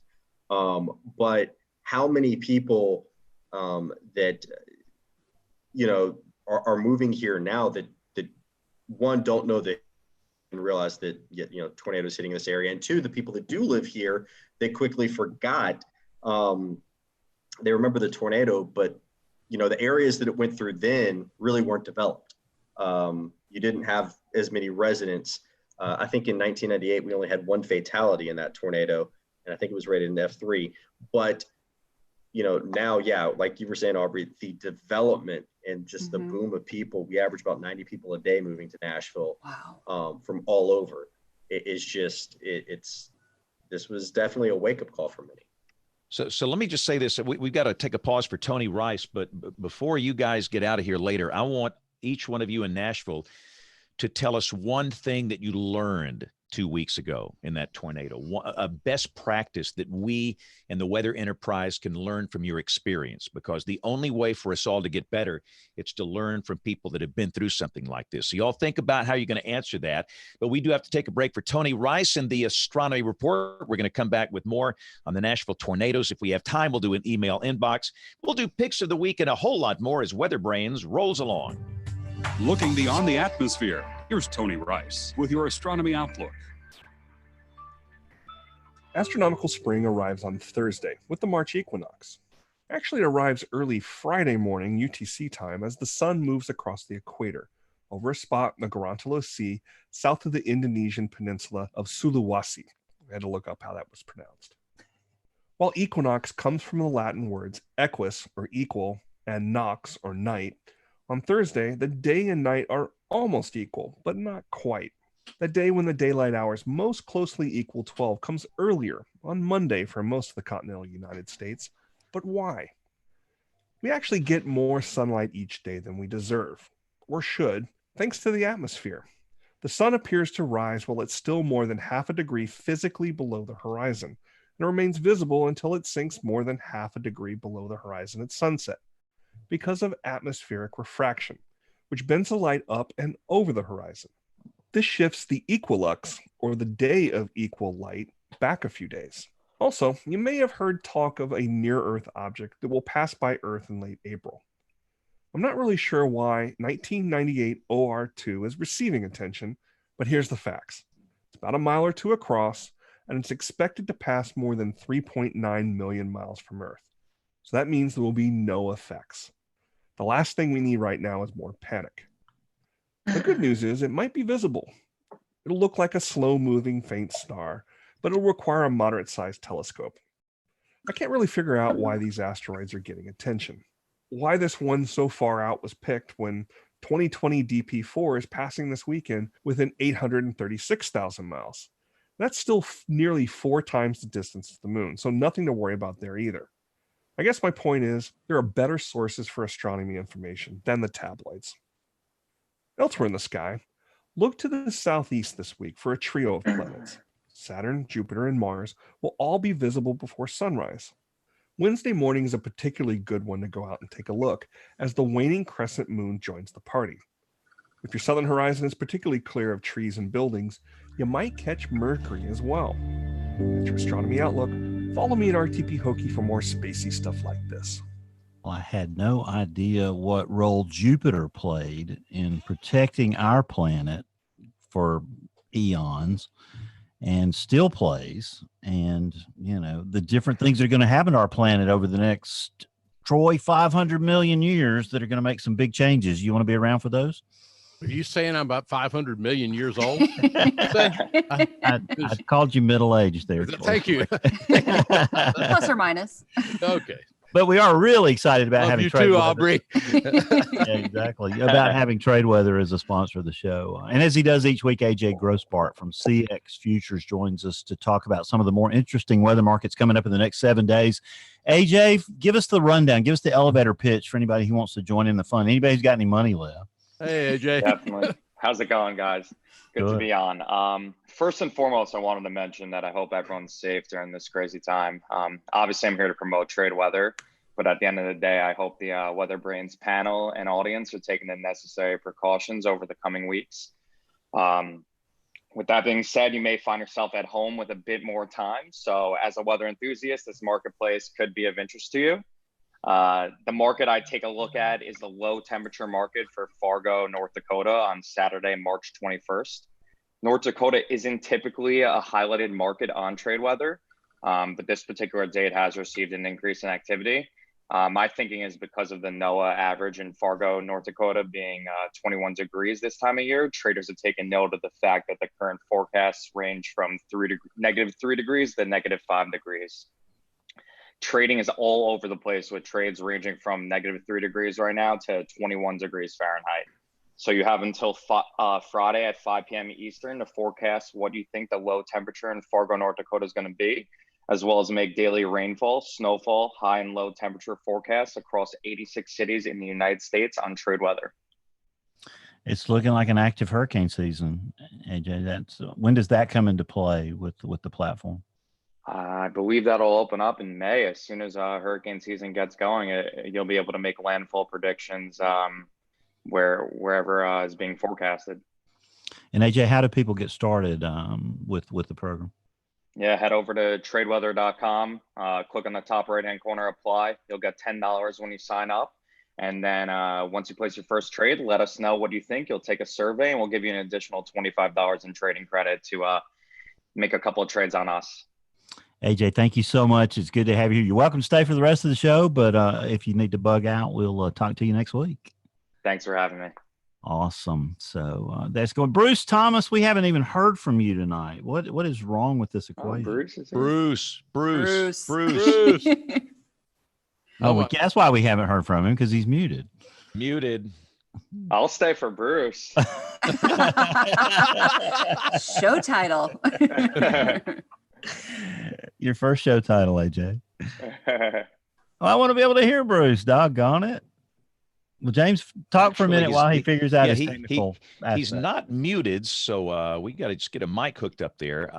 But I tell you, Aubrey, if you got 2 minutes for email real quick. Sure, I can pull it up. If you do, then let's do a quick email segment here, and then we are going to can I ask I have a question first. Can I ask a question first, since I was kind of doing the, little TV thing?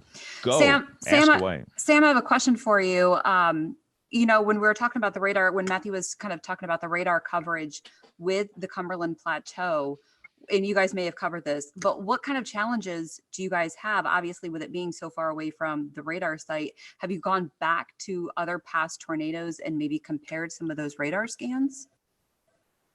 Yeah, the radar beam from OHX is about 6,000 feet over Putnam County, and it's even higher than that over Cumberland, Fentress counties, which are our far eastern counties. So obviously, with most of our tornadoes being roughly around 5,000 feet or lower, it gets really difficult when they move from Cookeville, especially once they get to Cookeville and move further east. So looking back at past tornadoes, I'm just thinking of some off the top of my head, like February 29, 2012, some of the other ones in Putnam County. This signature was still far stronger than those were, but a lot of times they're just not, they don't show up very much. They don't look like much. So it makes it very difficult from a warning perspective, for sure, to issue a tornado warning that far east. And then you guys did have that picture sent to you, possibly, and you guys were not able to confirm whether if it was or not of the Cookeville tornado? Right. We've gotten responses that it was taken in Mount Juliet. We've gotten responses it was taken in Cookeville. So I don't even know if it's was taken in Tennessee. Gotcha. So yeah. Okay. All right. Well, let's see if we can dive into the email inbox and just maybe there's something in there this week.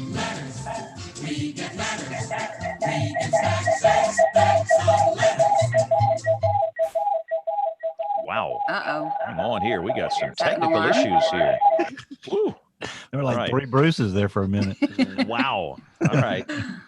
All right. So this is from our friend Steve Holmes from Joplin, Missouri. What are you guys seeing or expecting? The Tulsa and Wichita WFOs have canceled their remaining storm spotter sessions. And actually that leads me to something good, because I think all of our NWS offices have postponed or canceled their storm spotter classes right now. But Sam, you guys have something cool that leads me to something good, because I think all of our NWS. There's a little echo there. Sam, tell us what NWS Nashville is doing, because you guys have some of these online classes now. Are you the first office to do this? It's the first that I've seen. I don't think we are, but we've been doing them for several years now. We do online spotter classes in addition to our in-person spotter classes. Our big difference this year is we're going to be doing a Facebook Live spotter class. So anybody that's following our Facebook page will be able to see one of our spotter classes and get certified at the end. So in this time where everybody's having to self-quarantine, stay at home, this is a great way for people and even children to learn about severe weather safety, and what to look for as far as severe weather, especially if you're stuck at home.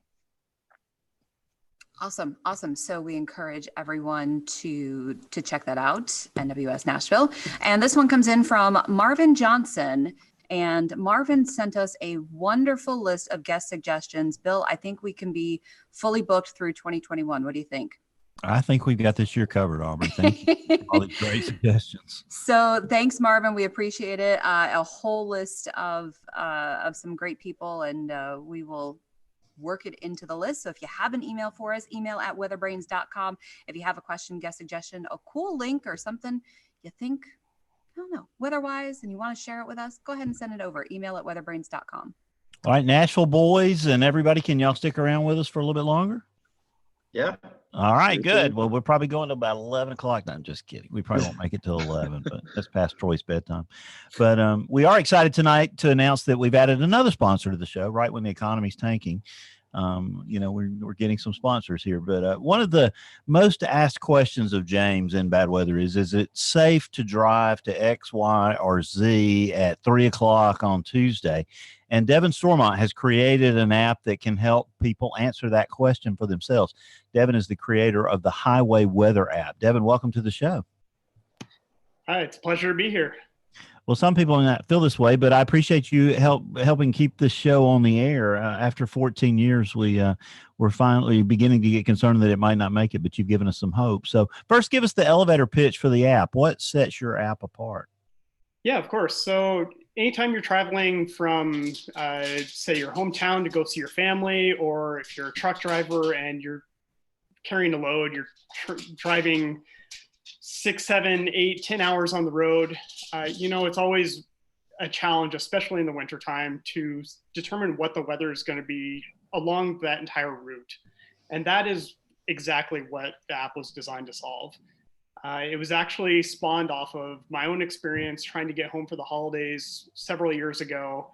And I was just interrupted by bad weather, and trying to dig up that information from all different kinds of, national weather sites, individual state Department of Transportation websites, to actually see what the forecast was along this whole 10-hour stretch. It was just, it was a nightmare. So I got frustrated and wrote an app. So you pick your route first, wherever you're going. So you're driving from Birmingham to Seattle, and the app automatically picks a set of locations. How does it decide what those locations are going to be and which ones to forecast for? Right. So it starts off with you picking your vehicle profile. And one of the things that does for you is it will actually adjust your speed accordingly. It will default to about 60 miles an hour, but you can, of course, go into the settings and adjust these defaults if you don't like them at any time. And what will happen is every hour along the route, as you're planning out, it will grab a snapshot of what the expected forecast is going to be. And depending on whether you're actually using the active driving mode that's hands-free, or if you're planning ahead for a trip in 4 days, you might see a little bit different information. The hands-free mode will actually scan about every 30 minutes ahead of you. And so does it tell you the best barbecue locations along the way? Because Span's going to need that when we roll it out to him, David. Unfortunately, not yet. I've tried to keep my focus on weather so far, but if you have some suggestions for the best barbecue places, maybe I'll throw that in as a little Easter egg.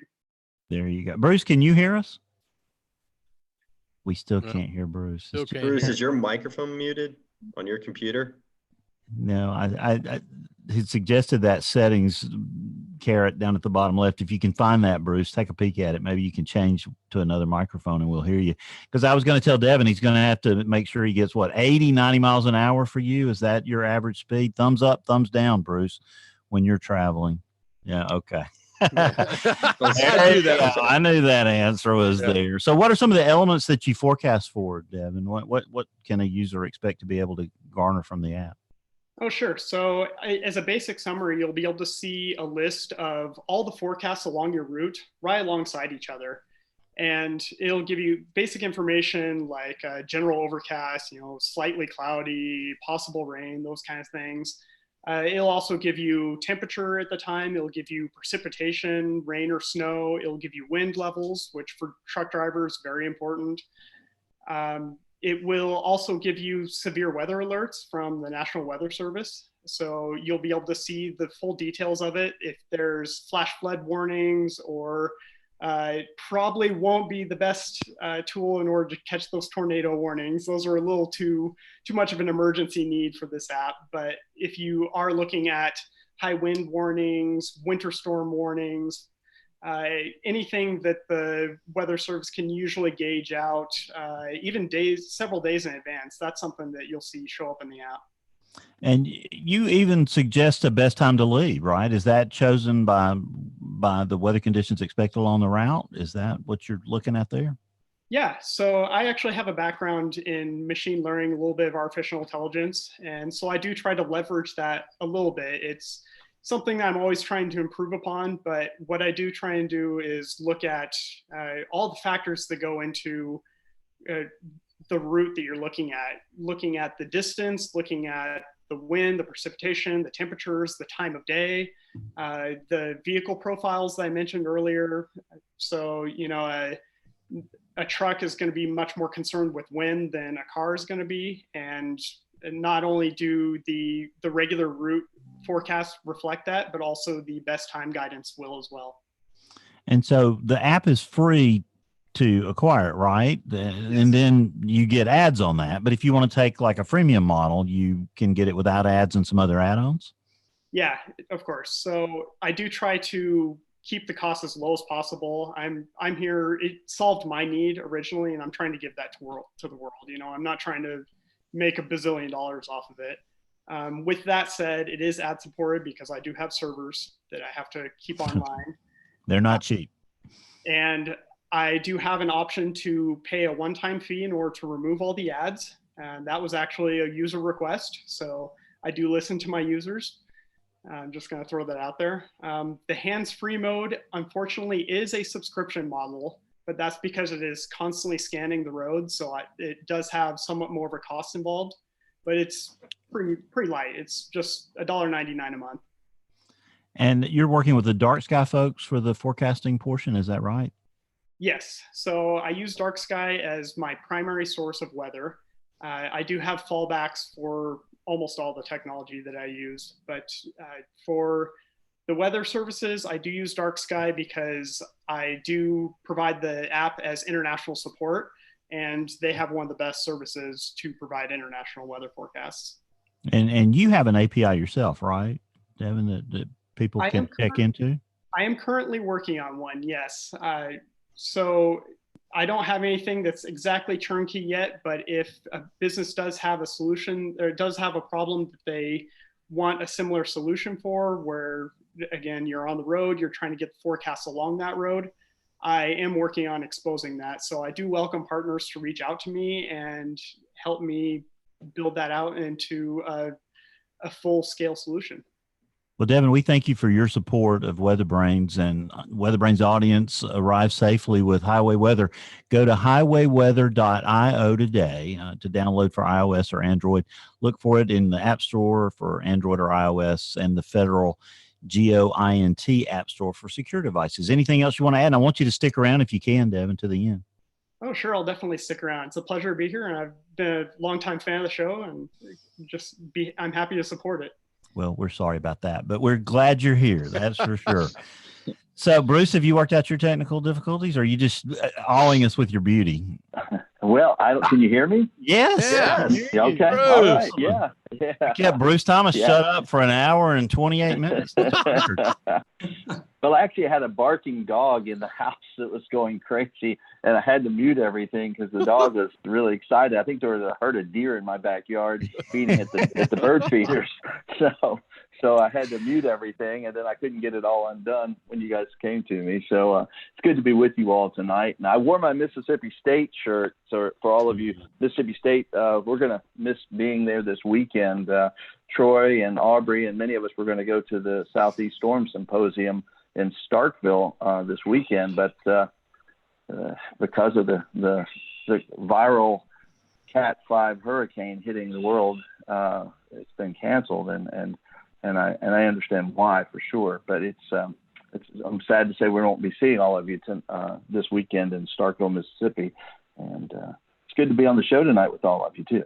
Yeah, Troy, I know you wanted to give a shout out to to the folks at Mississippi State for all their hard work. And I want to do it. And Aubrey and I've talked about this, and Bruce and I did as well. And Alex Forbes and the golly, what a great group of students. And last year was my first chance. Bruce and I went, and Aubrey were all there. First chance to watch a completely student-run conference that was just amazing.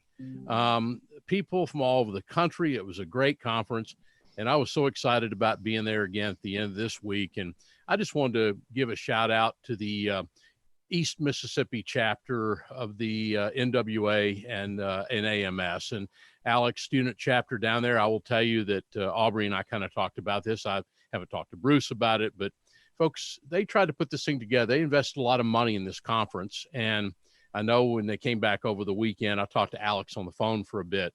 I told him, I said, you don't owe me any registration money back. I want you to keep it. Put it in the chapter, pay your bills and that sort of thing. But I just want to give a shout out, and everyone will see the web address on the site, Bill, that I gave you for the local chapter.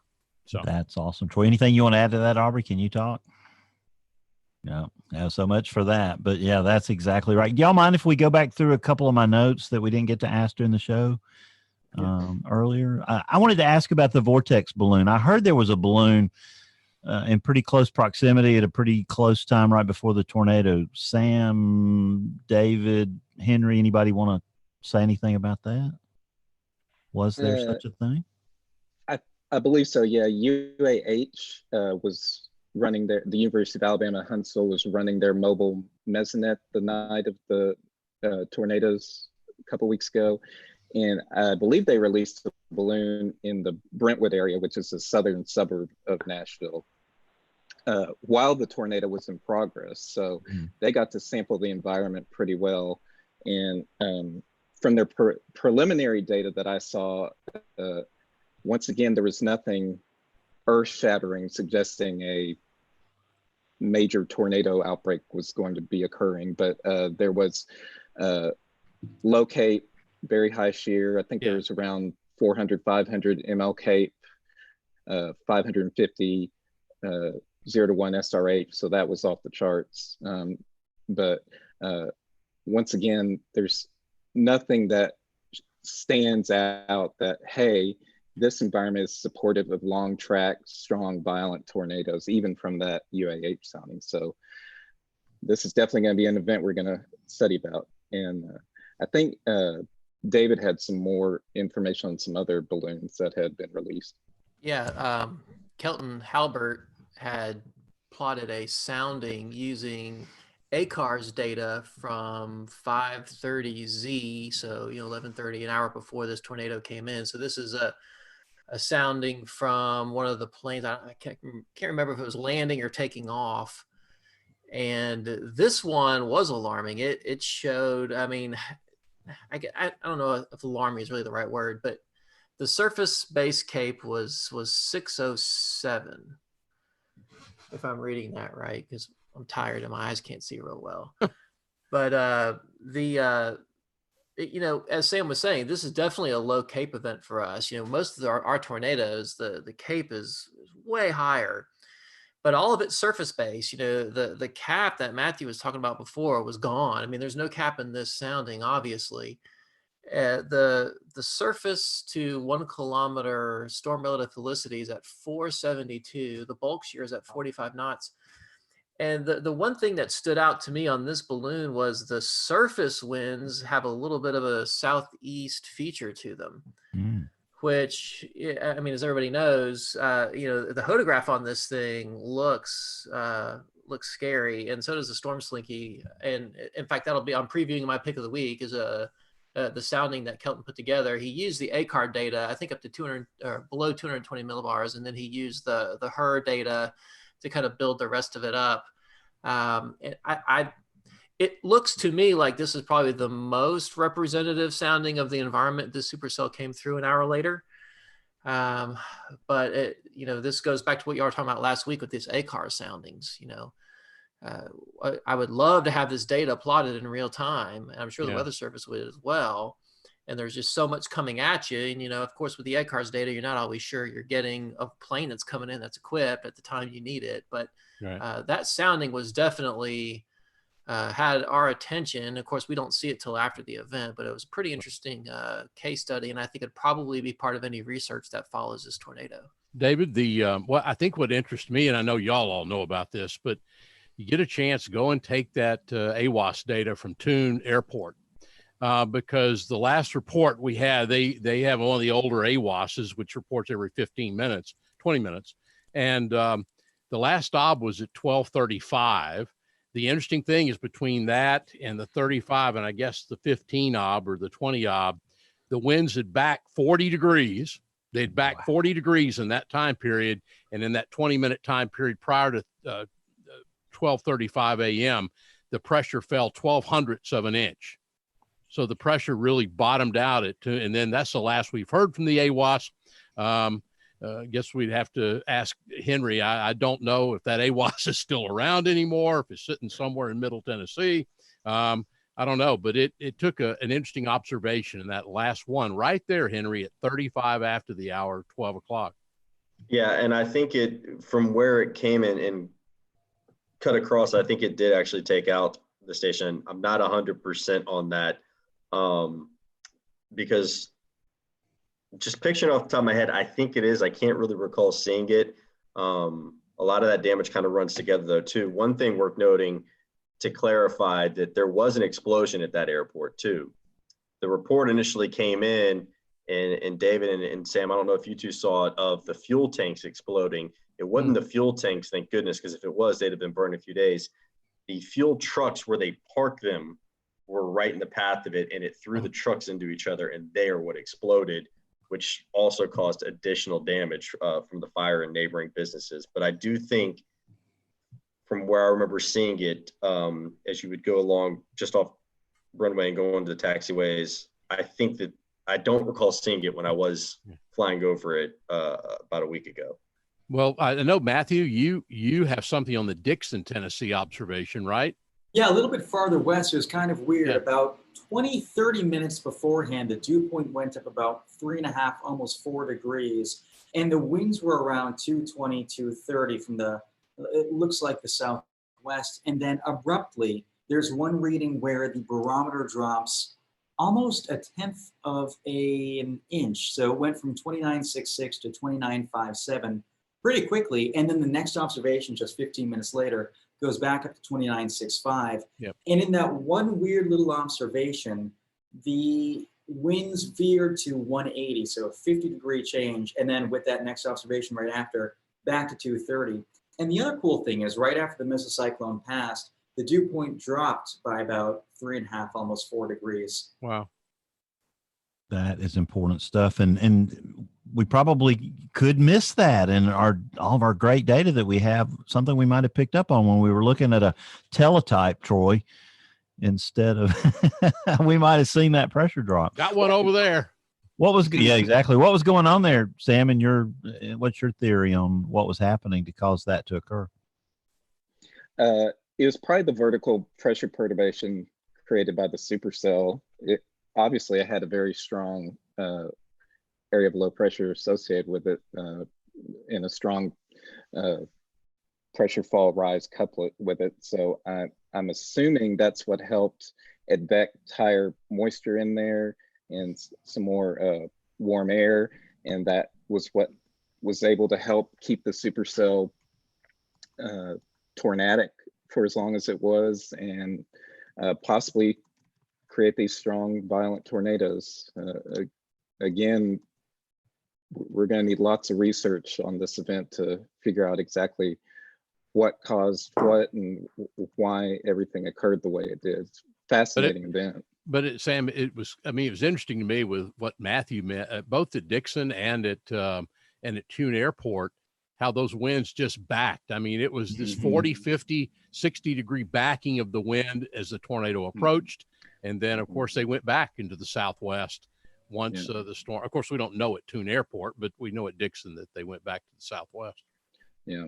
And if you watch my video of the tornado when it went by downtown Nashville, you can actually see some of the construction cranes in the video. And I don't think they were all manned at the time, thankfully, but they actually follow they started the went down. back as the tornado approached, Wow. and you can see the cranes veer with time as the RFD hits them.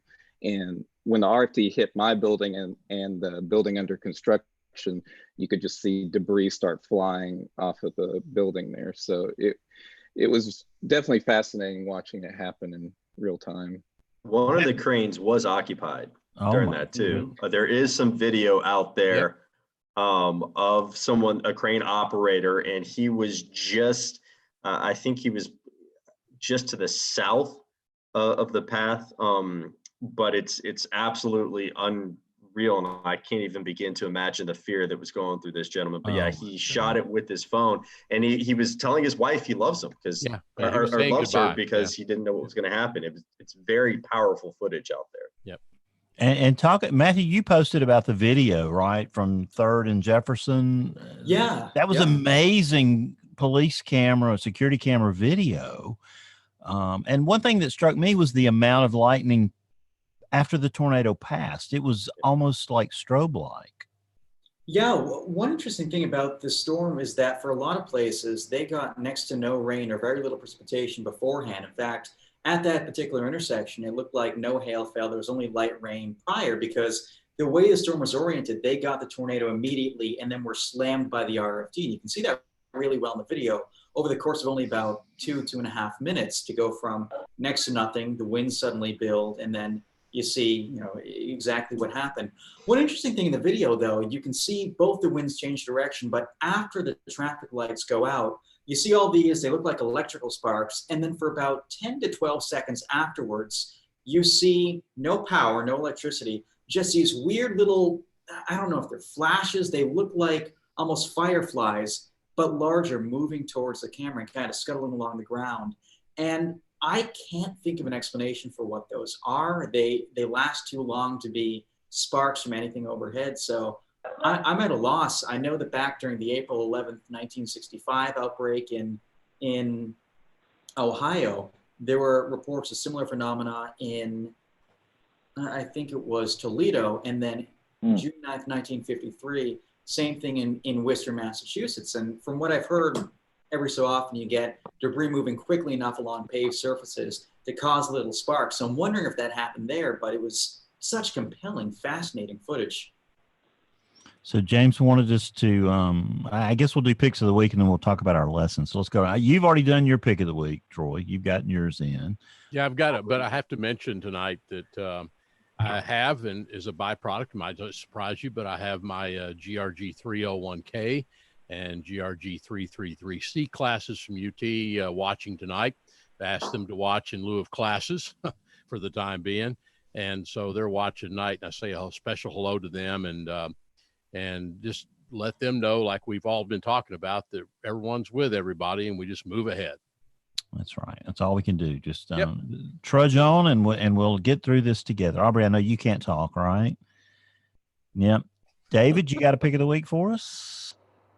You've already mentioned it. Yeah, I do. I've got the sounding I was talking about earlier, the one that Kelton put together. It's the Sharp High program presentation, so it's got everything you could possibly want on a sounding and more. And there's a link there. If you have any questions, I'm sure Kelton would be happy to answer them. It's actually the link to the Twitter post he made, so you can get a hold of him there if you want to talk to him about it. Devin, I didn't warn you that you'd need a pick of the week, but I bet I know what yours could be. I mean, yeah, I'd always recommend highway weather, That's awesome. And Sam, I didn't warn you either, but do you have a pick of the week for us? I guess I could mention Waldo Air. They did some amazing 3D imagery of the Nashville tornado track, and you can actually see the damage from all sides and above. And it's some pretty awesome imagery. Just Google that and it should come up. It's awesome. Pretty fascinating. Henry, nice to talk to you tonight. But, yeah. But do you have a pick of the week for us? I was actually just looking through back what we were talking about with the ASOS station at Tune, and I think I just found a picture that I got to zoom in more to see if that is it damage. But just any of the I hate to self-promote on this, but all of the aerial shots that you can see of just the damage and basically going right along the path of seeing that the tornado pretty much started around John C. Tune and flew right up through the Germantown area of Nashville and through East Nashville as well. And Matthew, pick of the week. Oh, can I make that video my pick of the week? Yes, you can. Yes.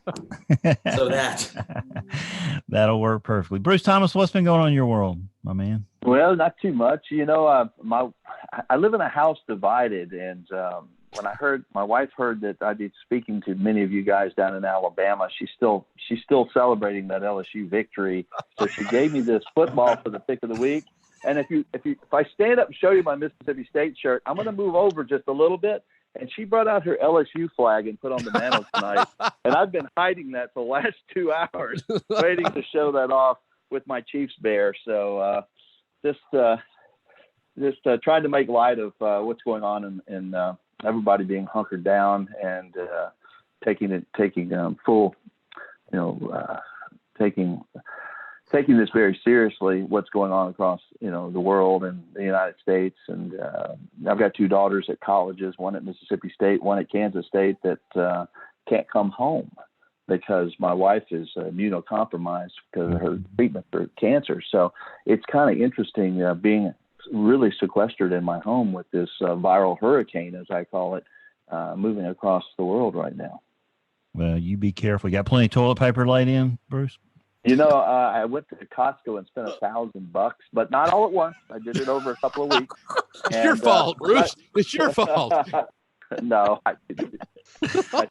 Costco. But I did buy some ammo in case anybody wanted to take my toilet paper. But no. There you go. I'm with you, buddy.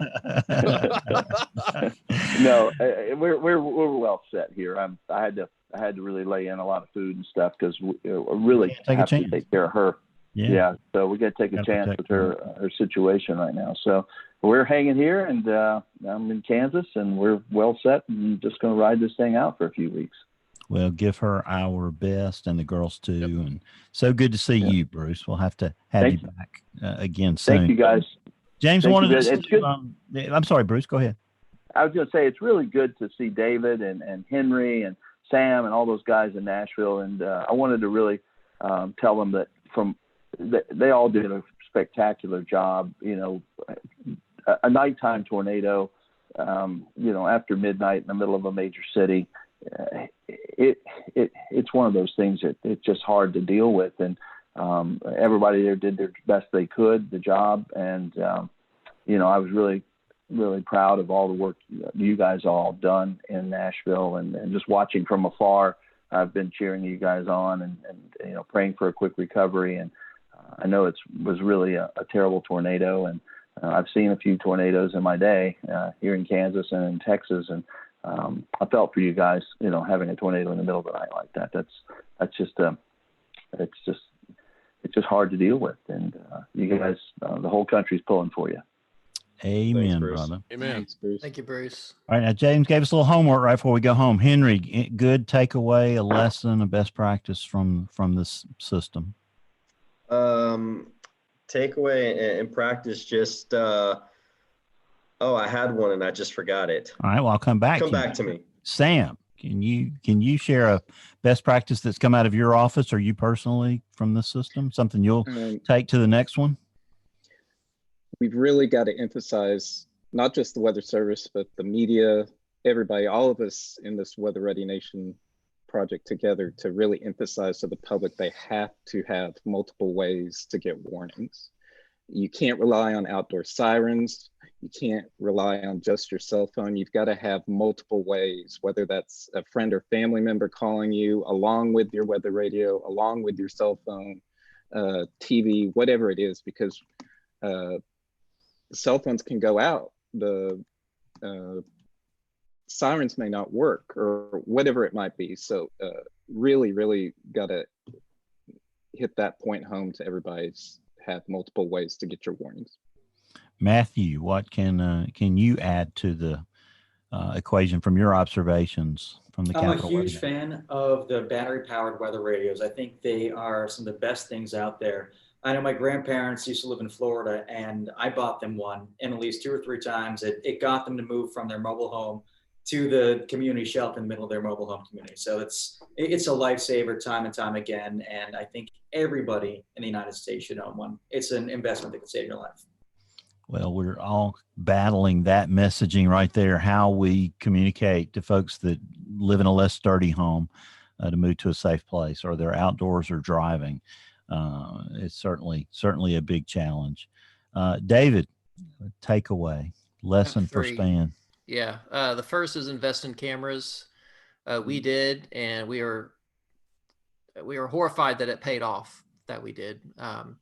It's a good storytelling tool. It's probably the best storytelling tool. Second, be on social media. Be on it every day. Develop a tone with your audience. Be a regular person so that when the big one comes, you have a tone and you can sound serious. And a lot of times people, especially when they're out of time or they're running out of time, aren't going to go to the TV because the power's off. Have a voice on social media that you can communicate with people. Be direct and stay ahead of the storm. The last thing is probably the most important thing, just from an operational standpoint. I wasn't ready for the emotional cost of this event on me. Something happens to you that you don't quite understand when an event comes through and it's all business and then it's over. But we got a lot of positive emotional feedback from people who follow in our tweets and listen to Andrew's YouTube live broadcast. And at the same time, you've lost people. You had a tremendous loss of life from this tornado, not just locally, but as this thing went down. And I didn't really know how it was going to feel, but man, that crept up on me. I remember a couple of days after, I was jogging at the gym outside with the group, and I just broke down. And it helped me tremendously to call people who'd been through it before and say, how am I about to feel? What's the proper response? Who do I talk to? And I had a team of people around me, around Andrew, around Will, and us with each other, just to talk through about how we were feeling, because you can get really, really angry and you don't want to take that out on your family, your friends, on your workplace. You can get suddenly just really, really upset, and you need to know that that's okay. And so our association, in fact, I reached out to Janice Bunting, executive director NWA, and just she sent me an email concerned about me, which was really sweet of her. And I wrote her back and I said, we did a panel that Rick Smith was a part of at NWA in Huntsville, and I would not have even known to think about the mental health post-traumatic stress issue if I hadn't sat in that room and listened to that. And I reached out to Rick, I reached out to James, I reached out to a bunch of people, and it was super helpful. I think it kind of reduced the severity of the curve. I guess we're talking about curves these days, but it reduced the severity of the curve of my being upset about this and learning how to recover. So my main takeaway for, if you're listening, is if you do go through one of these as somebody who's giving a message to the public, don't try to soldier through it after the event. Go talk to somebody and reach out to people who who you trust, who've been there before. The only person who can show you how to get out of a hole is the person who's already been in it before. There's your West Wing reference, by the way, which is obligatory for us. But that has really helped me, and I encourage anybody who's struggling with that or dealing with it to reach out and just talk to somebody, because man, it really helps. That is outstanding. Thank you for all the tremendous input and everything you've given us tonight, guys. It's been a fabulous show. But seeing no further business, Troy, I'd say we move to adjourn the show tonight. I did remember mine though. Oh yeah, sorry, Henry, I didn't come back to you. Yeah, couldn't leave Henry out. Because it's from a TV perspective, we all are competing. But at the end of the day, I don't care who you're getting information from. Have somebody you're comfortable getting information from. And one of the things that in this day and age is fantastic is we've got a great relationship with Sam and the Weather Service office here. And then what David and Will and all of those guys have created at Nash Severe and the whole T-Spotter program, the relationship is fantastic with them.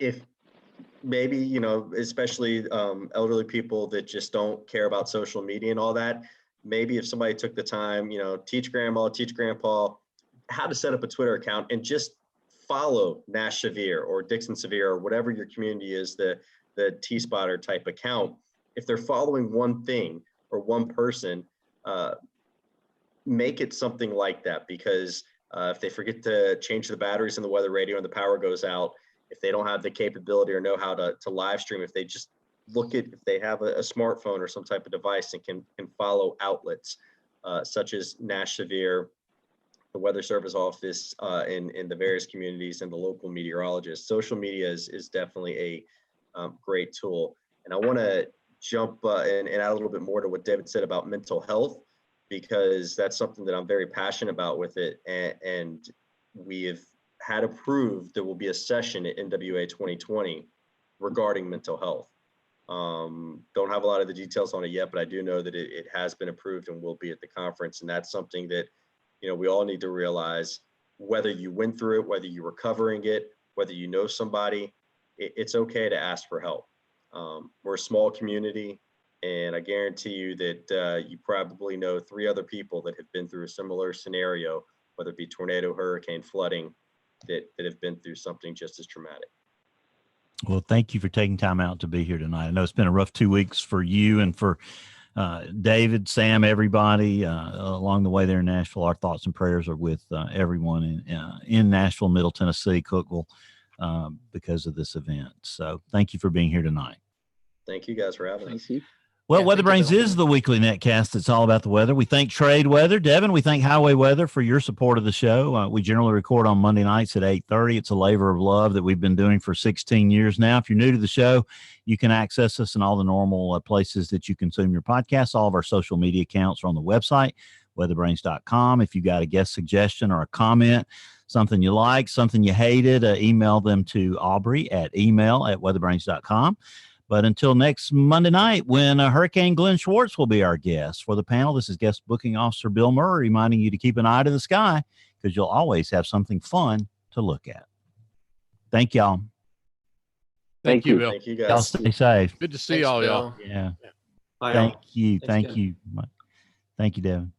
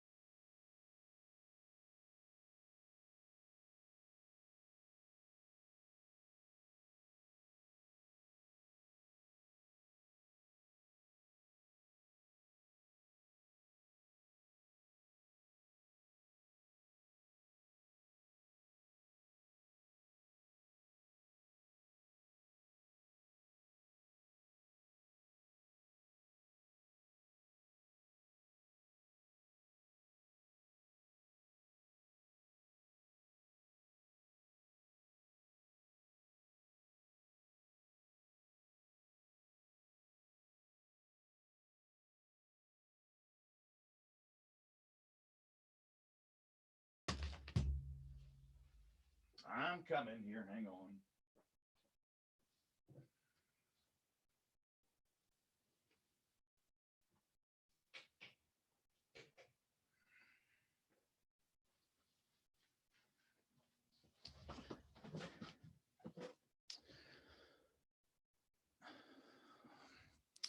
Woo, boy. What a day this has been. What a week this has been. But that was a fun show. We had great to have David. And you got to follow David Drobny's Twitter account if you don't, especially if you work in television. If you want to see how to do social media right, you follow his Twitter feed. Nash Severe Wex, the engagement, the communication skill, the responsiveness, the fact that they're always there. We could learn a lot by watching what David does. And thanks to Henry from Channel 5 up in Nashville, the CBS affiliate, all the Nashville TV stations did a great job 2 weeks ago. And also Sam from the National Weather Service in Nashville. And also Matthew from the Capital Weather Gang. Is a very good, healthy discussion here. And all we want to do is get better.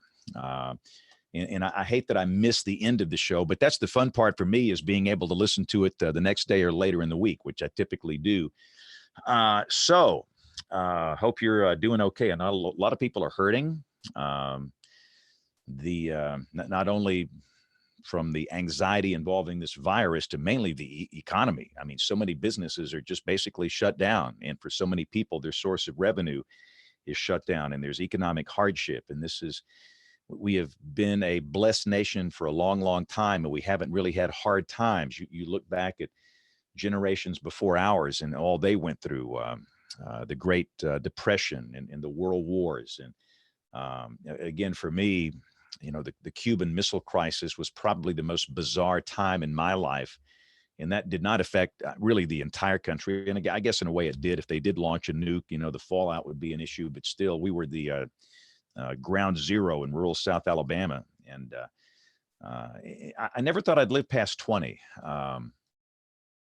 I thought I was going to be killed by a nuclear warhead and diving under a school desk. I mean, what good does that do when the whole thing's going to melt down? And then a lot of the older kids were going to this place called Vietnam. We didn't even know what that was or where it was, but we knew they were going over there and they weren't coming back. And so we thought, well, if we don't die in the nukes, coming in from Cuba, we're going to die in this place called Vietnam. I mean, it was just the 60s was a very strange time to be a child. And then you had the civil rights issues that was very just perplexing. It was just an interesting decade, but a hard decade, I think, for a lot of people. But for a lot of younger people, they've not experienced real hardship. And, recessions happen, depressions happen. A recession is when your neighbor loses his job. A depression is when you lose your job. And we're just going to have to help each other. And I'm very, in a way, I'm kind of discouraged. You just look at my Facebook page today. You try and help people by posting some reliable, credible information, because there's so much bad information. And before you know it, hundreds of people are fighting in the comments section with all these F-bombs, and they're threatening each other, and they don't want to help anybody. They're all in it for themselves. It is easy to think, well, society's degenerated to where there's no hope, but I choose to be positive and think there's still a majority of people that have empathy and they care about others and they have compassion, but not everybody. I guarantee you that. But all right, I'm enough preaching here. I got to go. So we will be back next Monday night. For those that are new here, we typically do the show at 9:30 Eastern, 8:30 Central. And we know most of course, if you're watching this, you're not listening, you're watching, because this is video only. The produced audio show will be released a little after midnight tonight here in a couple of hours. And that's how most people listen. But this is the video version where we have the pre-show. This is the post-show here. And for those that don't know, I am my main job, I do television weather. So we have a late newscast I have to go do in Studio A, which is next door over here. So that's where I have been. That's why almost every week I have to leave early and go handle affairs over there. So thank you guys for watching. Y'all have a great week. God bless, and we'll see you next Monday. We are all going to make it.